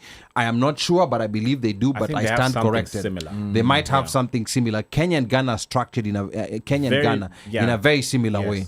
And then Washeke says Kimani that we've already read. And then Tieno Jimbo says familiarity breeds contempt. Wahenga walinena and Sile Unomike. If Kenyans were going to value diasporans, they would have based on the remittances that keep the Kenyan economy running, but they won't because of that familiarity.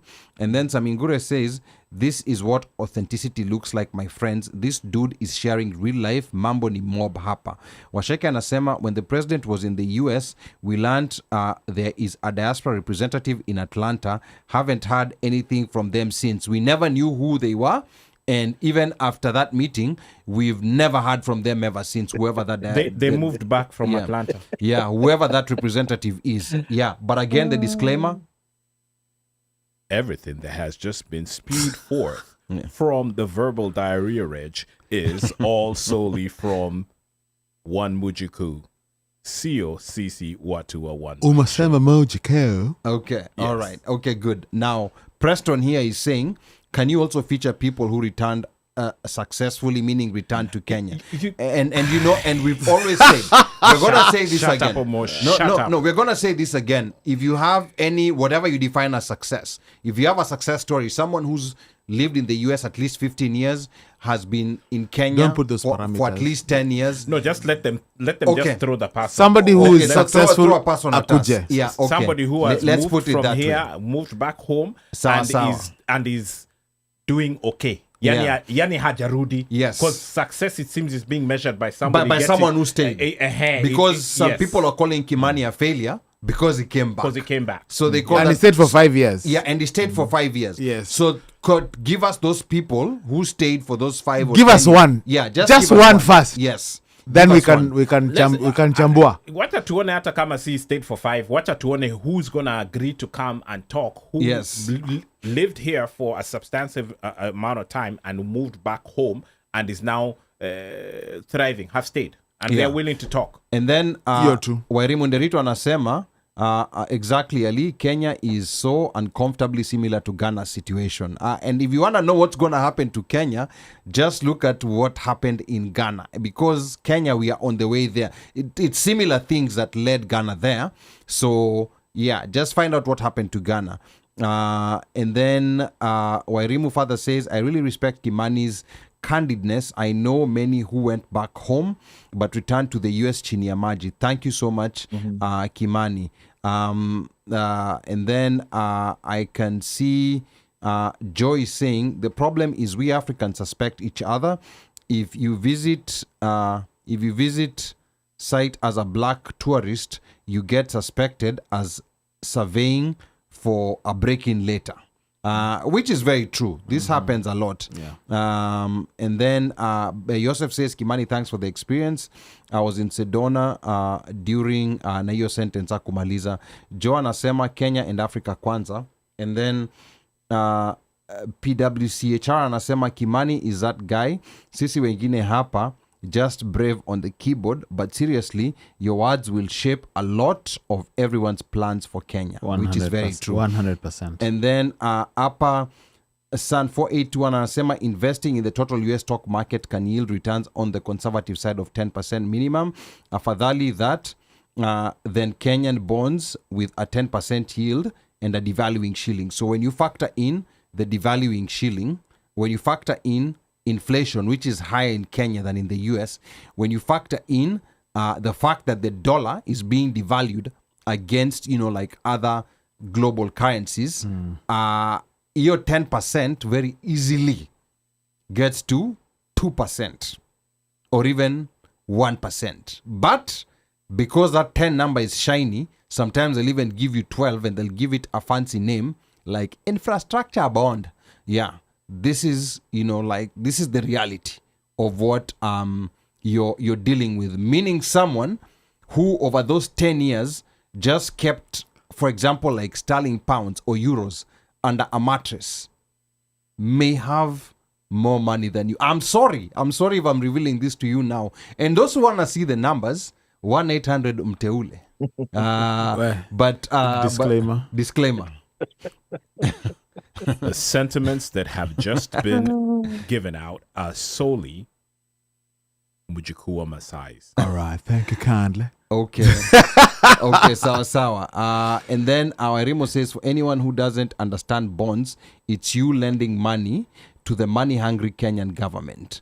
And then Wangoi is saying, with the rising land rates and land rent costs, the depreciating shilling, it is even practical to consider. Is it even practical to consider a permanent move to Kenya? That's a question that Wangoi is asking. This is another Ali. Yes. And then, I mean, the reality, Wangoi. Ini ile 15 nini? Yeah. Fingers. Yes. Wangoi ni Ali. Oh, Wangoi is another Ali. Wangoi But ni Ali. how can I be typing and No, on Wangoi a ni pseudo Ali. account and also running the show? Second you guys account kweni wapole. on the same day. Yeah. We don't want to do the disclaimer again, but carry on. Yes, and then and then also remember the shilling at 130 is being artificially held.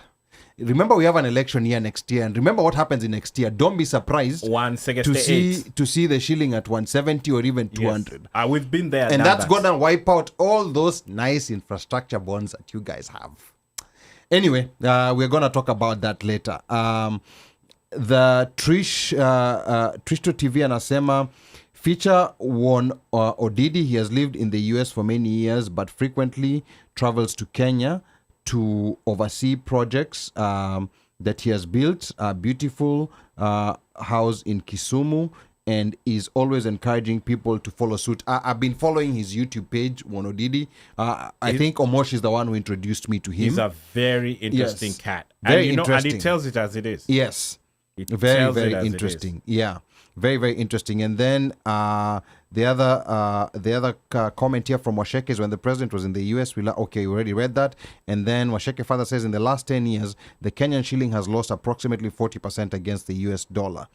So that's just something to bear in mind, that most people do not factor in. So now as we come in to a close, for someone who might be ama you up, I think ushajibu, like the way you talk, Kimani, you sometimes are ahead of the teacher. You even answer questions that have not been asked.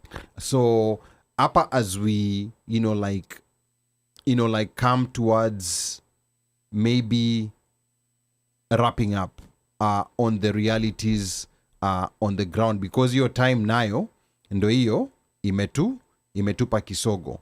After everything we've discussed tonight, Kimani, structure, money, psychology, systems, let's make this real for the audience. Who should actually move to Kenya and who should honestly not move to Kenya? Kimani. What? Someone who's comfortable with failing, by whichever standard you define failure. Mm-hmm. If that is an expected outcome to which you will not lose your mind, definitely move. If it's something that's going to adversely impact your mental health because the reality is so different from what you had anticipated, don't do it. Don't do it to yourself. It's going to shock your system. But if you're the kind of person who, falls off a horse and gets back, dusts yourself and, keeps on going, please try it.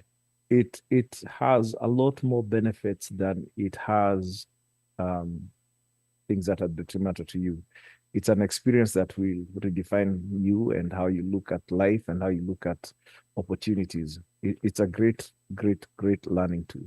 But who would you say is most at risk? Just looking at diasporans and vile tunaishi hapa, who would you say is what diasporan is most at risk failing, even if they don't necessarily see it yet?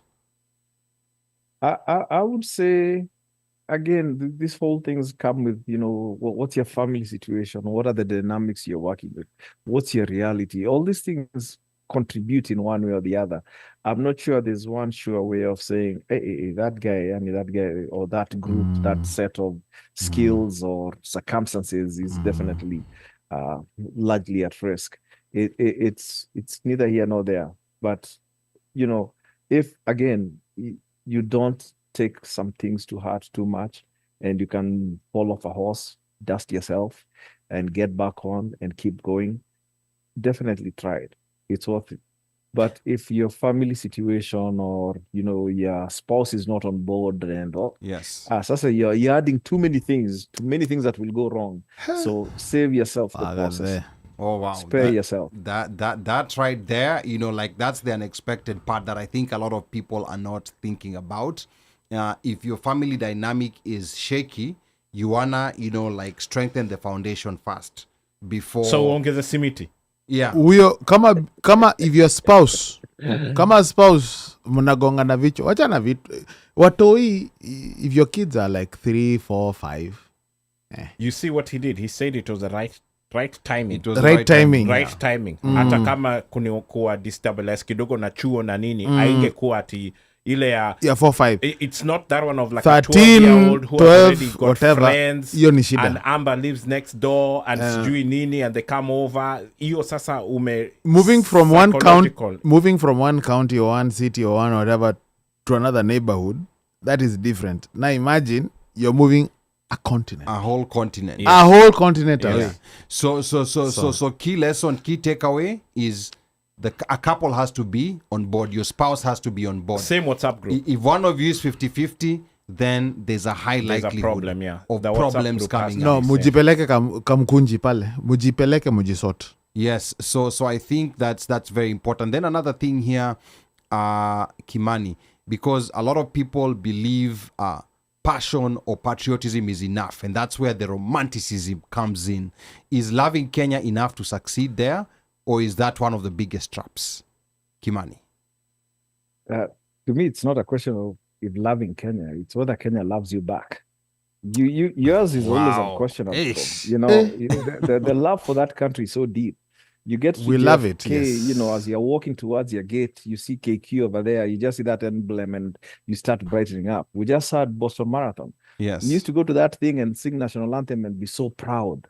But you get on the ground and suddenly that Kenya doesn't love you back. Anaconda and that's doesn't. the hard Anaconda reality. doesn't love you back. Yeah. Yep.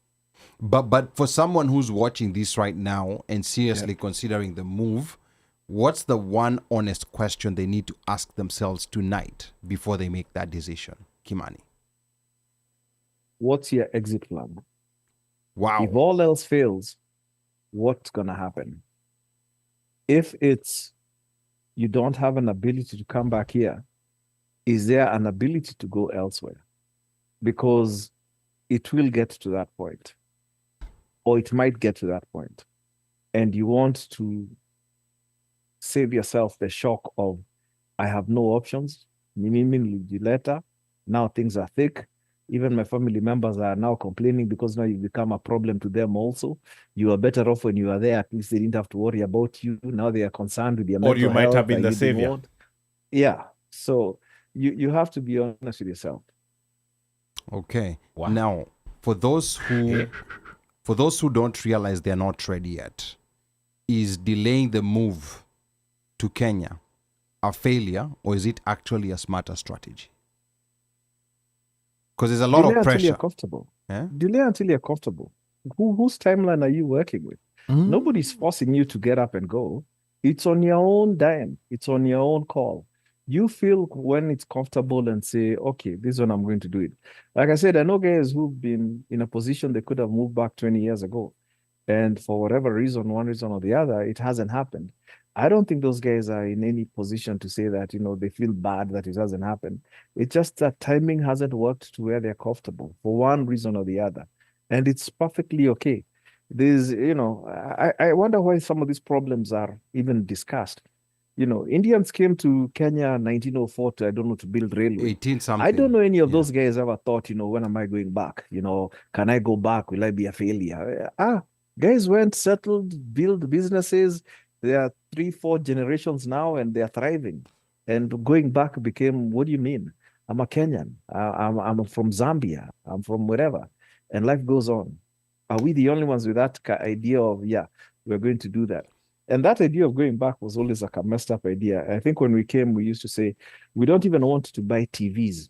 At you don't know they can't work with the Kenyan system. So we delayed some things because we knew we were here for 4 years and back. Boss, talk for yourself. Unajua ulikuja mapema sana when there was PAL and SECAM. Siku hizi hizo vitu hakunaga. Yes, but another thing that has come up, you know, like before we wrap it up here, I have a theory, and like I always say, theories and especially opinions, they are the shallowest form of knowledge. So I am revealing my own shallowest form of knowledge, yet to be proved, but it's just a theory that I have. In that, you know, like Kimani, you moved to Kenya in 2013. You came in the US in 1991. You know, like for those maybe who are not very familiar with history, 1991, Moi was at the peak of his power. It was before the 92 election. And then the economy, that's a time when the economy started going south, vibaya sana. So there was not much incentive. There was no, what do you call, push incentives to make people who are out in the diaspora, or rather pull incentive to pull people back in Kenya. They were not there. People were staying out, and the thought of going to Kenya was just not there. And I think that's the first time in the 90s, and maybe Omoshu can correct me, that when Kenyans actually started permanently settling in the US, because students used to mostly come and then they would go back. But I think that's a period when now things were not looking good in Kenya and people were choosing to permanently settle here. That's when we started seeing Kenyans settle. So here's my theory. During that time, the Kenyans who permanently settled, and then Kibaki came in with a new ray of hope after he won the 2002 election. So there was a renewed optimism. You know, your time 2003, 2004 ndo si tunakuja domina kuja US, Mike, you already here. But I think there was an optimism. I was able to live through that wave of optimism after Kibaki won the election. It was an entirely different kind of Kenya. Yes, it was. And I think it reverberated out here in the diaspora. And there was a lot of diasporans who wanted to go, you know, like help build a new Kenya. Even Kibaki himself, you know, like came in 2003. A lot of people, you know, like would not recall this. Kibaki is one of the people who was against dual citizenship. He, in a speech right here, he told Kenyans like, kama unataka kuwa Mkenya, unabaki kuwa Mkenya if you want to be an American. But that was back in 2003. But again, this is history. So, but there was an optimism of a lot of people wanting to come to move to Kenya. Now, your optimism continued through Kibaki's presidency. Ilienda mpaka 2013. So 2013 is when now Kimani was going back to Kenya. And it wasn't only Kimani going back to Kenya. There was a whole other cohort of Kenyans. So I think those Kenyans who came, you know, like at the beginning of that phase, Kibaki, there was some optimism, you know, like some businesses were doing well at that time. So I think they may have done well. Now, Kimani came in at the peak of that optimism when Sasa, it was Kibaki's final year and we were transitioning to Uhuru. And Uhuru and Ruto, they came with their own set of promises. Uhuruto came with their own set of promises. So now people were thinking there's going to be a turbocharge. But unfortunately, that happened to be the peak of the market. Unajua vile market inaenda juu, then unaingia the peak.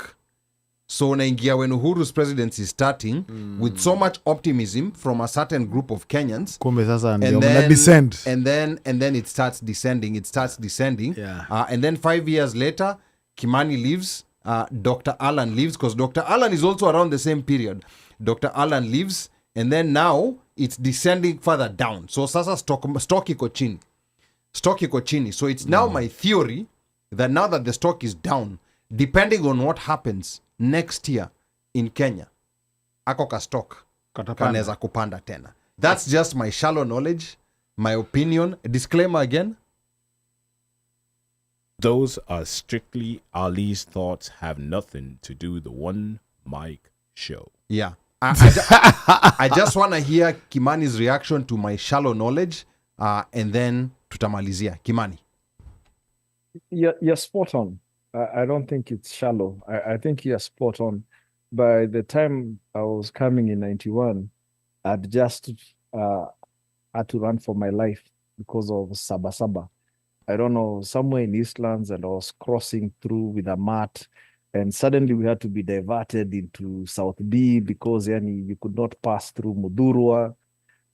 There was a lot of things happening where, and so many people graduated in 89 that the opportunities for further advancement or education just weren't there. We didn't have universities as we do today. There are so many more places you can go to school. So that was the first graduating class of KCP, of 844. That was the double, 89 the last was, class for Form 6 and the first class for KCSE. Yes, 89, yes. You're right. But and there was a bunch of people that time because it was a huge. So it was a double group that came out. It was it was a double group that came out. Yes, that 89. So by the time you're being put on a plane to come to Seto, the underlying theme is you go and make it happen there. Don't even have thoughts of coming Don't look back. Mm-hmm. Yeah, it was things are this bad. You go. In fact, if anything, we might depend on you to pull us up. And that's just how it happened. So you're spot on. It's not that, it's shallow or anything.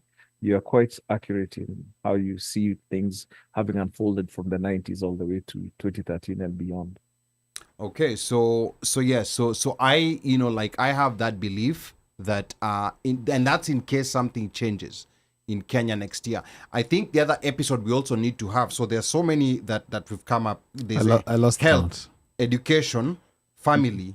There was another one, a rural edition. There was also another one someone was suggesting, successful person. Yeah, so there's like another 5. Right. Yes. Yeah. Yes, I don't even know where we're gonna get all these episodes from. We might have to get to a point where we're doing this twice a week, so but iwapo, we'll need assistance with sponsorship because it takes money. Uliweka cash hapa. Yes, it takes money to put this together. We wish to tell, and anybody who listens to us to OneMic Show at gmail.com. OneMic Show at gmail.com. And Zell, Sambaza. On the bottom right, kwa screen ya YouTube, there's a $sign. Or whatever or depending currency on where in. you are, this Yes. currency. Yeah, Your local unaweza currency. kucheza nayo. We're just putting this out there. Yes. We love doing this, but it takes a lot of time, effort, and money. But Tusaidieni kulipa bills. yes, but the biggest thing is that we try bringing quality conversations. Kabisa. Not just quantity conversations where you can pick something and say, hey, Quality. I did not like that title, The Romantic Lie. Kwanza ile last time, The Romantic Lie, that title triggered so many people. That title triggered so many people. Now Tukanwa, not only by Kenyans. Yes. Oh, not only by Kenyans, by so There many was other that people. one. Yeah. Kwanza ile hata- Yes. So, But that was also, I think that was triggered. Fiji is the Yes. one that triggered you to generate that romantic life. Fiji kwanza triggered me. Watch hata Comments Association. Fiji when Homeboy decided to Kimani, use. hiyo kitu kwanza mi unajua I was fully in the romantic phase. Yes. So Kimani just Not You are feeling filanga free romantically. And the way at the time he was speaking during that viral call, I was looking for pointers. I was like, Uyumse, I'm gonna get him on this. But then Gafla bin Hu. I mean, he was laying the points, so perfectly. Mpaka I'm like, Ali was hakuna trying to comeback. deconstruct. Unajua vile hiyo aganafanya kale ka kitabu yake ya history. Yeah. I mean, Fanya hivi. I had nothing, He was deconstructed a good one. that call, just to give people some behind the scenes, typically with calls, we prefer they don't go beyond 10 minutes. After 10 minutes, that's when you'll start hearing us interrupting and saying some nice stuff. But then call ya Kimani. Now, call ya Kimani was 22 minutes. Call ya Dr. Alan, it was almost 27 minutes. So that tells you something. When those points are flowing, you just cannot interrupt. In fact, there was a comment we got today. Someone told us, why were you guys interrupting Alan. And we were like, we had a whole guest. We had a whole guest. It wasn't Alan's show. It wasn't Alan's show. Yeah. But in Isawa, we'll bring out Dr. Alan. Anyway, Kimani, before unomaika tupeleke kwa wahenga, would you say Kenya is a place to build or just a place to belong? Fiji. Oh, sorry. My bad. We belong by virtue of birth. And that's as good as it gets. Okay. Wahenga walinena kilicho na mwanzo hakina budi kuwa na mwisho. Meli imetia nanga. We're about to wrap this puppy up. But before that, Maura Mroki Shiko. By the way, Maura VP Bank. Yeah. He has been locked in on this show. Wakiwa na washiko, they're just locked into this show. They won't comment, but they're locked in like a nonsense. They sound like they have a container that's being loaded. By the way, probably. That's what they sound like. Yeah, their Fridays are not the same again. No. Let's wrap this puppy up. Omosh fire Omera. Kanyo. Abiro chodi matek ma flying kick. Namangum.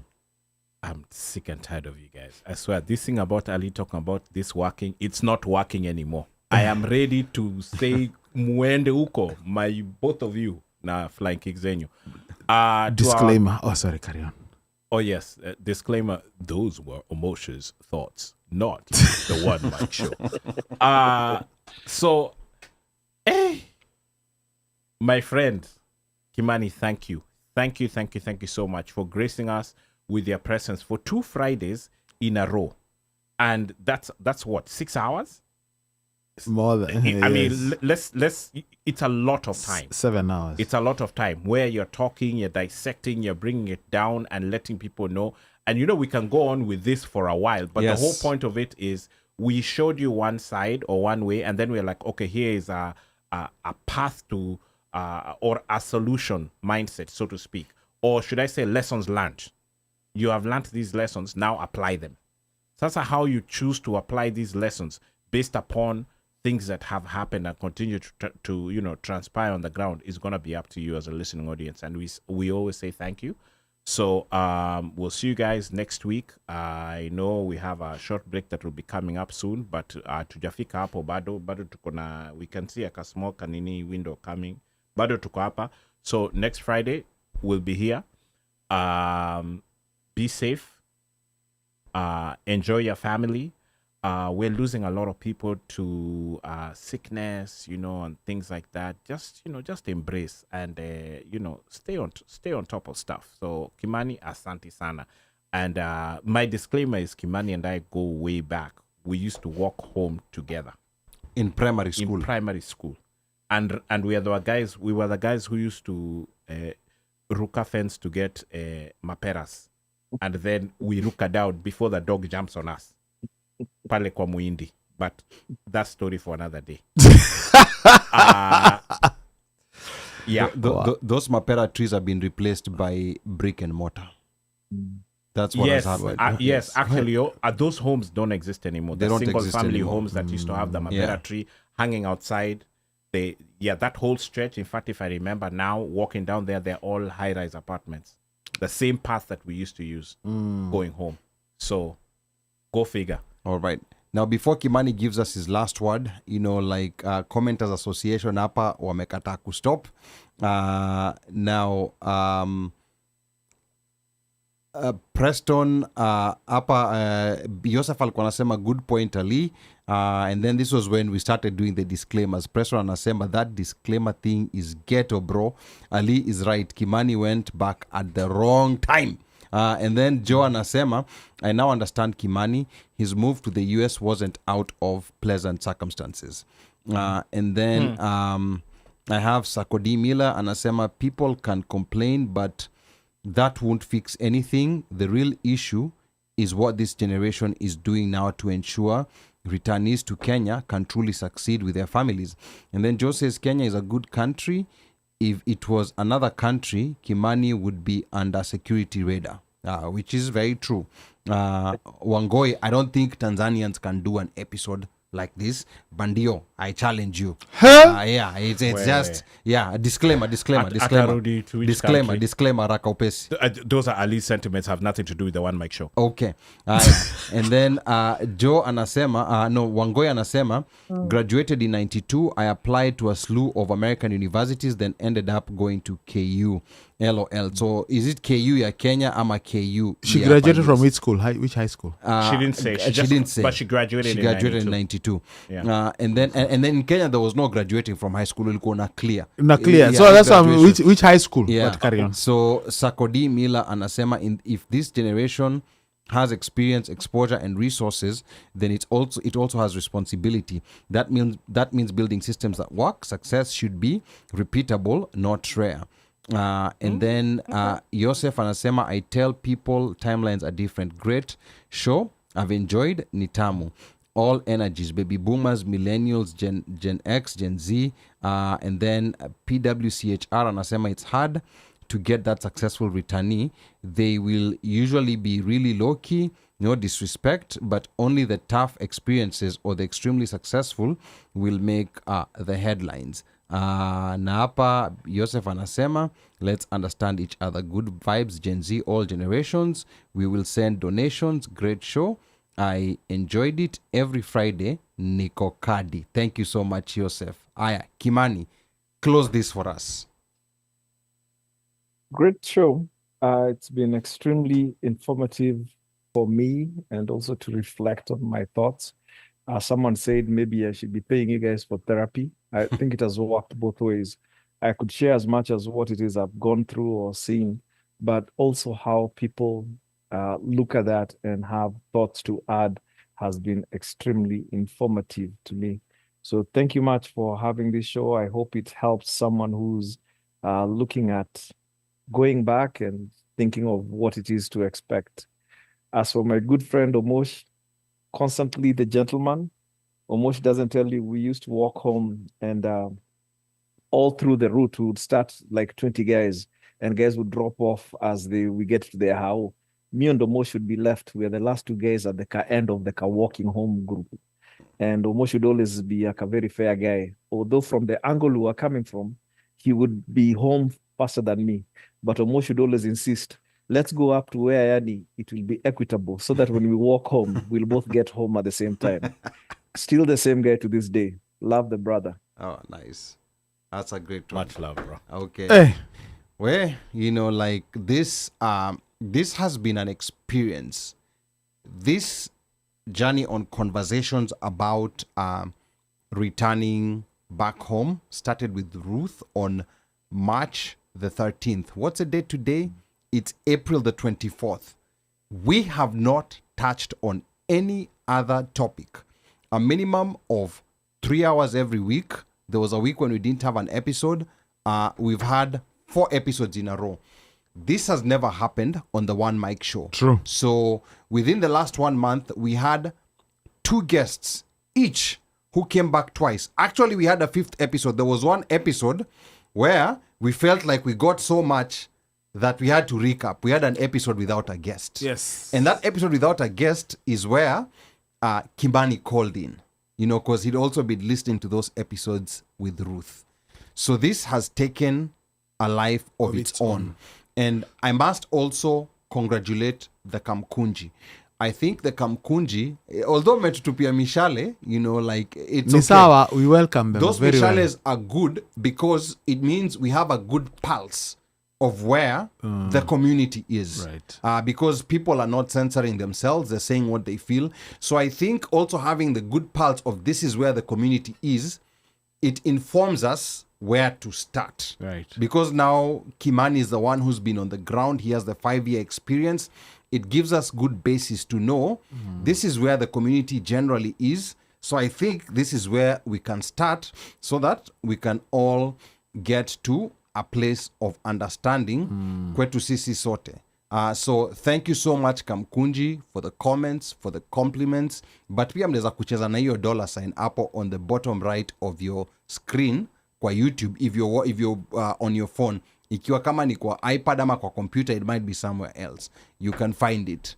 And I appreciate everybody who called in, Esther Mulusa, that rural edition, I think that one also will have a lot of value to give people an option. If Nairobi seems it's too not expensive, just Nairobi. Come on. Yeah, there's so many other places that you can go. And someone also said we also need to get like a Black American. We've had 2 before, but not within this series. I think this might be a good time to also talk to Kiawakesho Simmons of Traverse Culture to see she if has. she can. She's the one I was thinking about. She has the diaspora nini. Yes. Akona ile diaspora community na wanna build a place for diaspora returnees, yada yada yada. Yes. So I think she might also give some valuable input, like where, like Black Americans are going in there and Kenyans, we're here talking of coming back. So I think that will also be good. The irony. Na kwa hayo machache, yote ambaye anataka kunipigia simu, nambari yangu bado ni ile 1-800 mteule. Operator akishika simu, mwambie unataka kusema na mjukuu, na akikuuliza ni mjukuu yupi, mkumbushe ni mjukuu yule wa Masai, because I'm Kenyan by blood, American by design, Masai by choice. Sichagui, sikagui na sibagui. Kwaherini. Aiden, Daddy loves you. Njeri, Daddy loves you. Nemo, Daddy loves you. Oh, and by the way, Shiko, Maura Moroki, thank you guys, because you guys have been standing with us. By the way, Trishto TV has dropped 5 sterling pounds. Remember, the pounds is higher than the dollar. Atiatia. Ame drop 5 sterling pounds. Yes. Hapo kwa YouTube. So we appreciate you. Cash App is OneMic Show @gmail.com. Yeah. ONEMIC show SHOW @gmail.com. That is Zell. Yes. Oh, Nizel. Nizel. Yeah, the same thing. It's not different. Okay. So. But let me also say, you know what? Uncle Philip Gedongo, that is a guy who facilitated for so many people and relatives who are in the US. The Gofus. The Gofus and whoever rested. Oh no. And Wait. Poleni sana. Okay, got Jib it. Job's dad. Yeah. Yes. Yeah. Poleni sana. He was a professor, right? Is he No. He wasn't a professor? No. I think Is he related to John Gidongo? No. Just a similar name. No, Okay. just a similar name. Okay. No, he was not. Professor is Flossie's dad. Okay. Yeah. Got it. But they were pals. Those was Okay, were pals. okay. That's where I was mixing. Yeah, apples no. and oranges. So Uncle Philip Gedongo, rest in peace. You did so much for us. Good man. He's the one he was actually, that is a guy who my grandfather opened the door for. Then he opened the door for the family. Okay. So that's why we are so many here. Uncle Philip, rest in peace. Thank you so much for everything you did for the family. Barakatele. Continue resting in peace. Aiden, Daddy loves you. Jerry, Daddy loves you. Nemo, Daddy loves you. Until next week, Machete. Be blessed.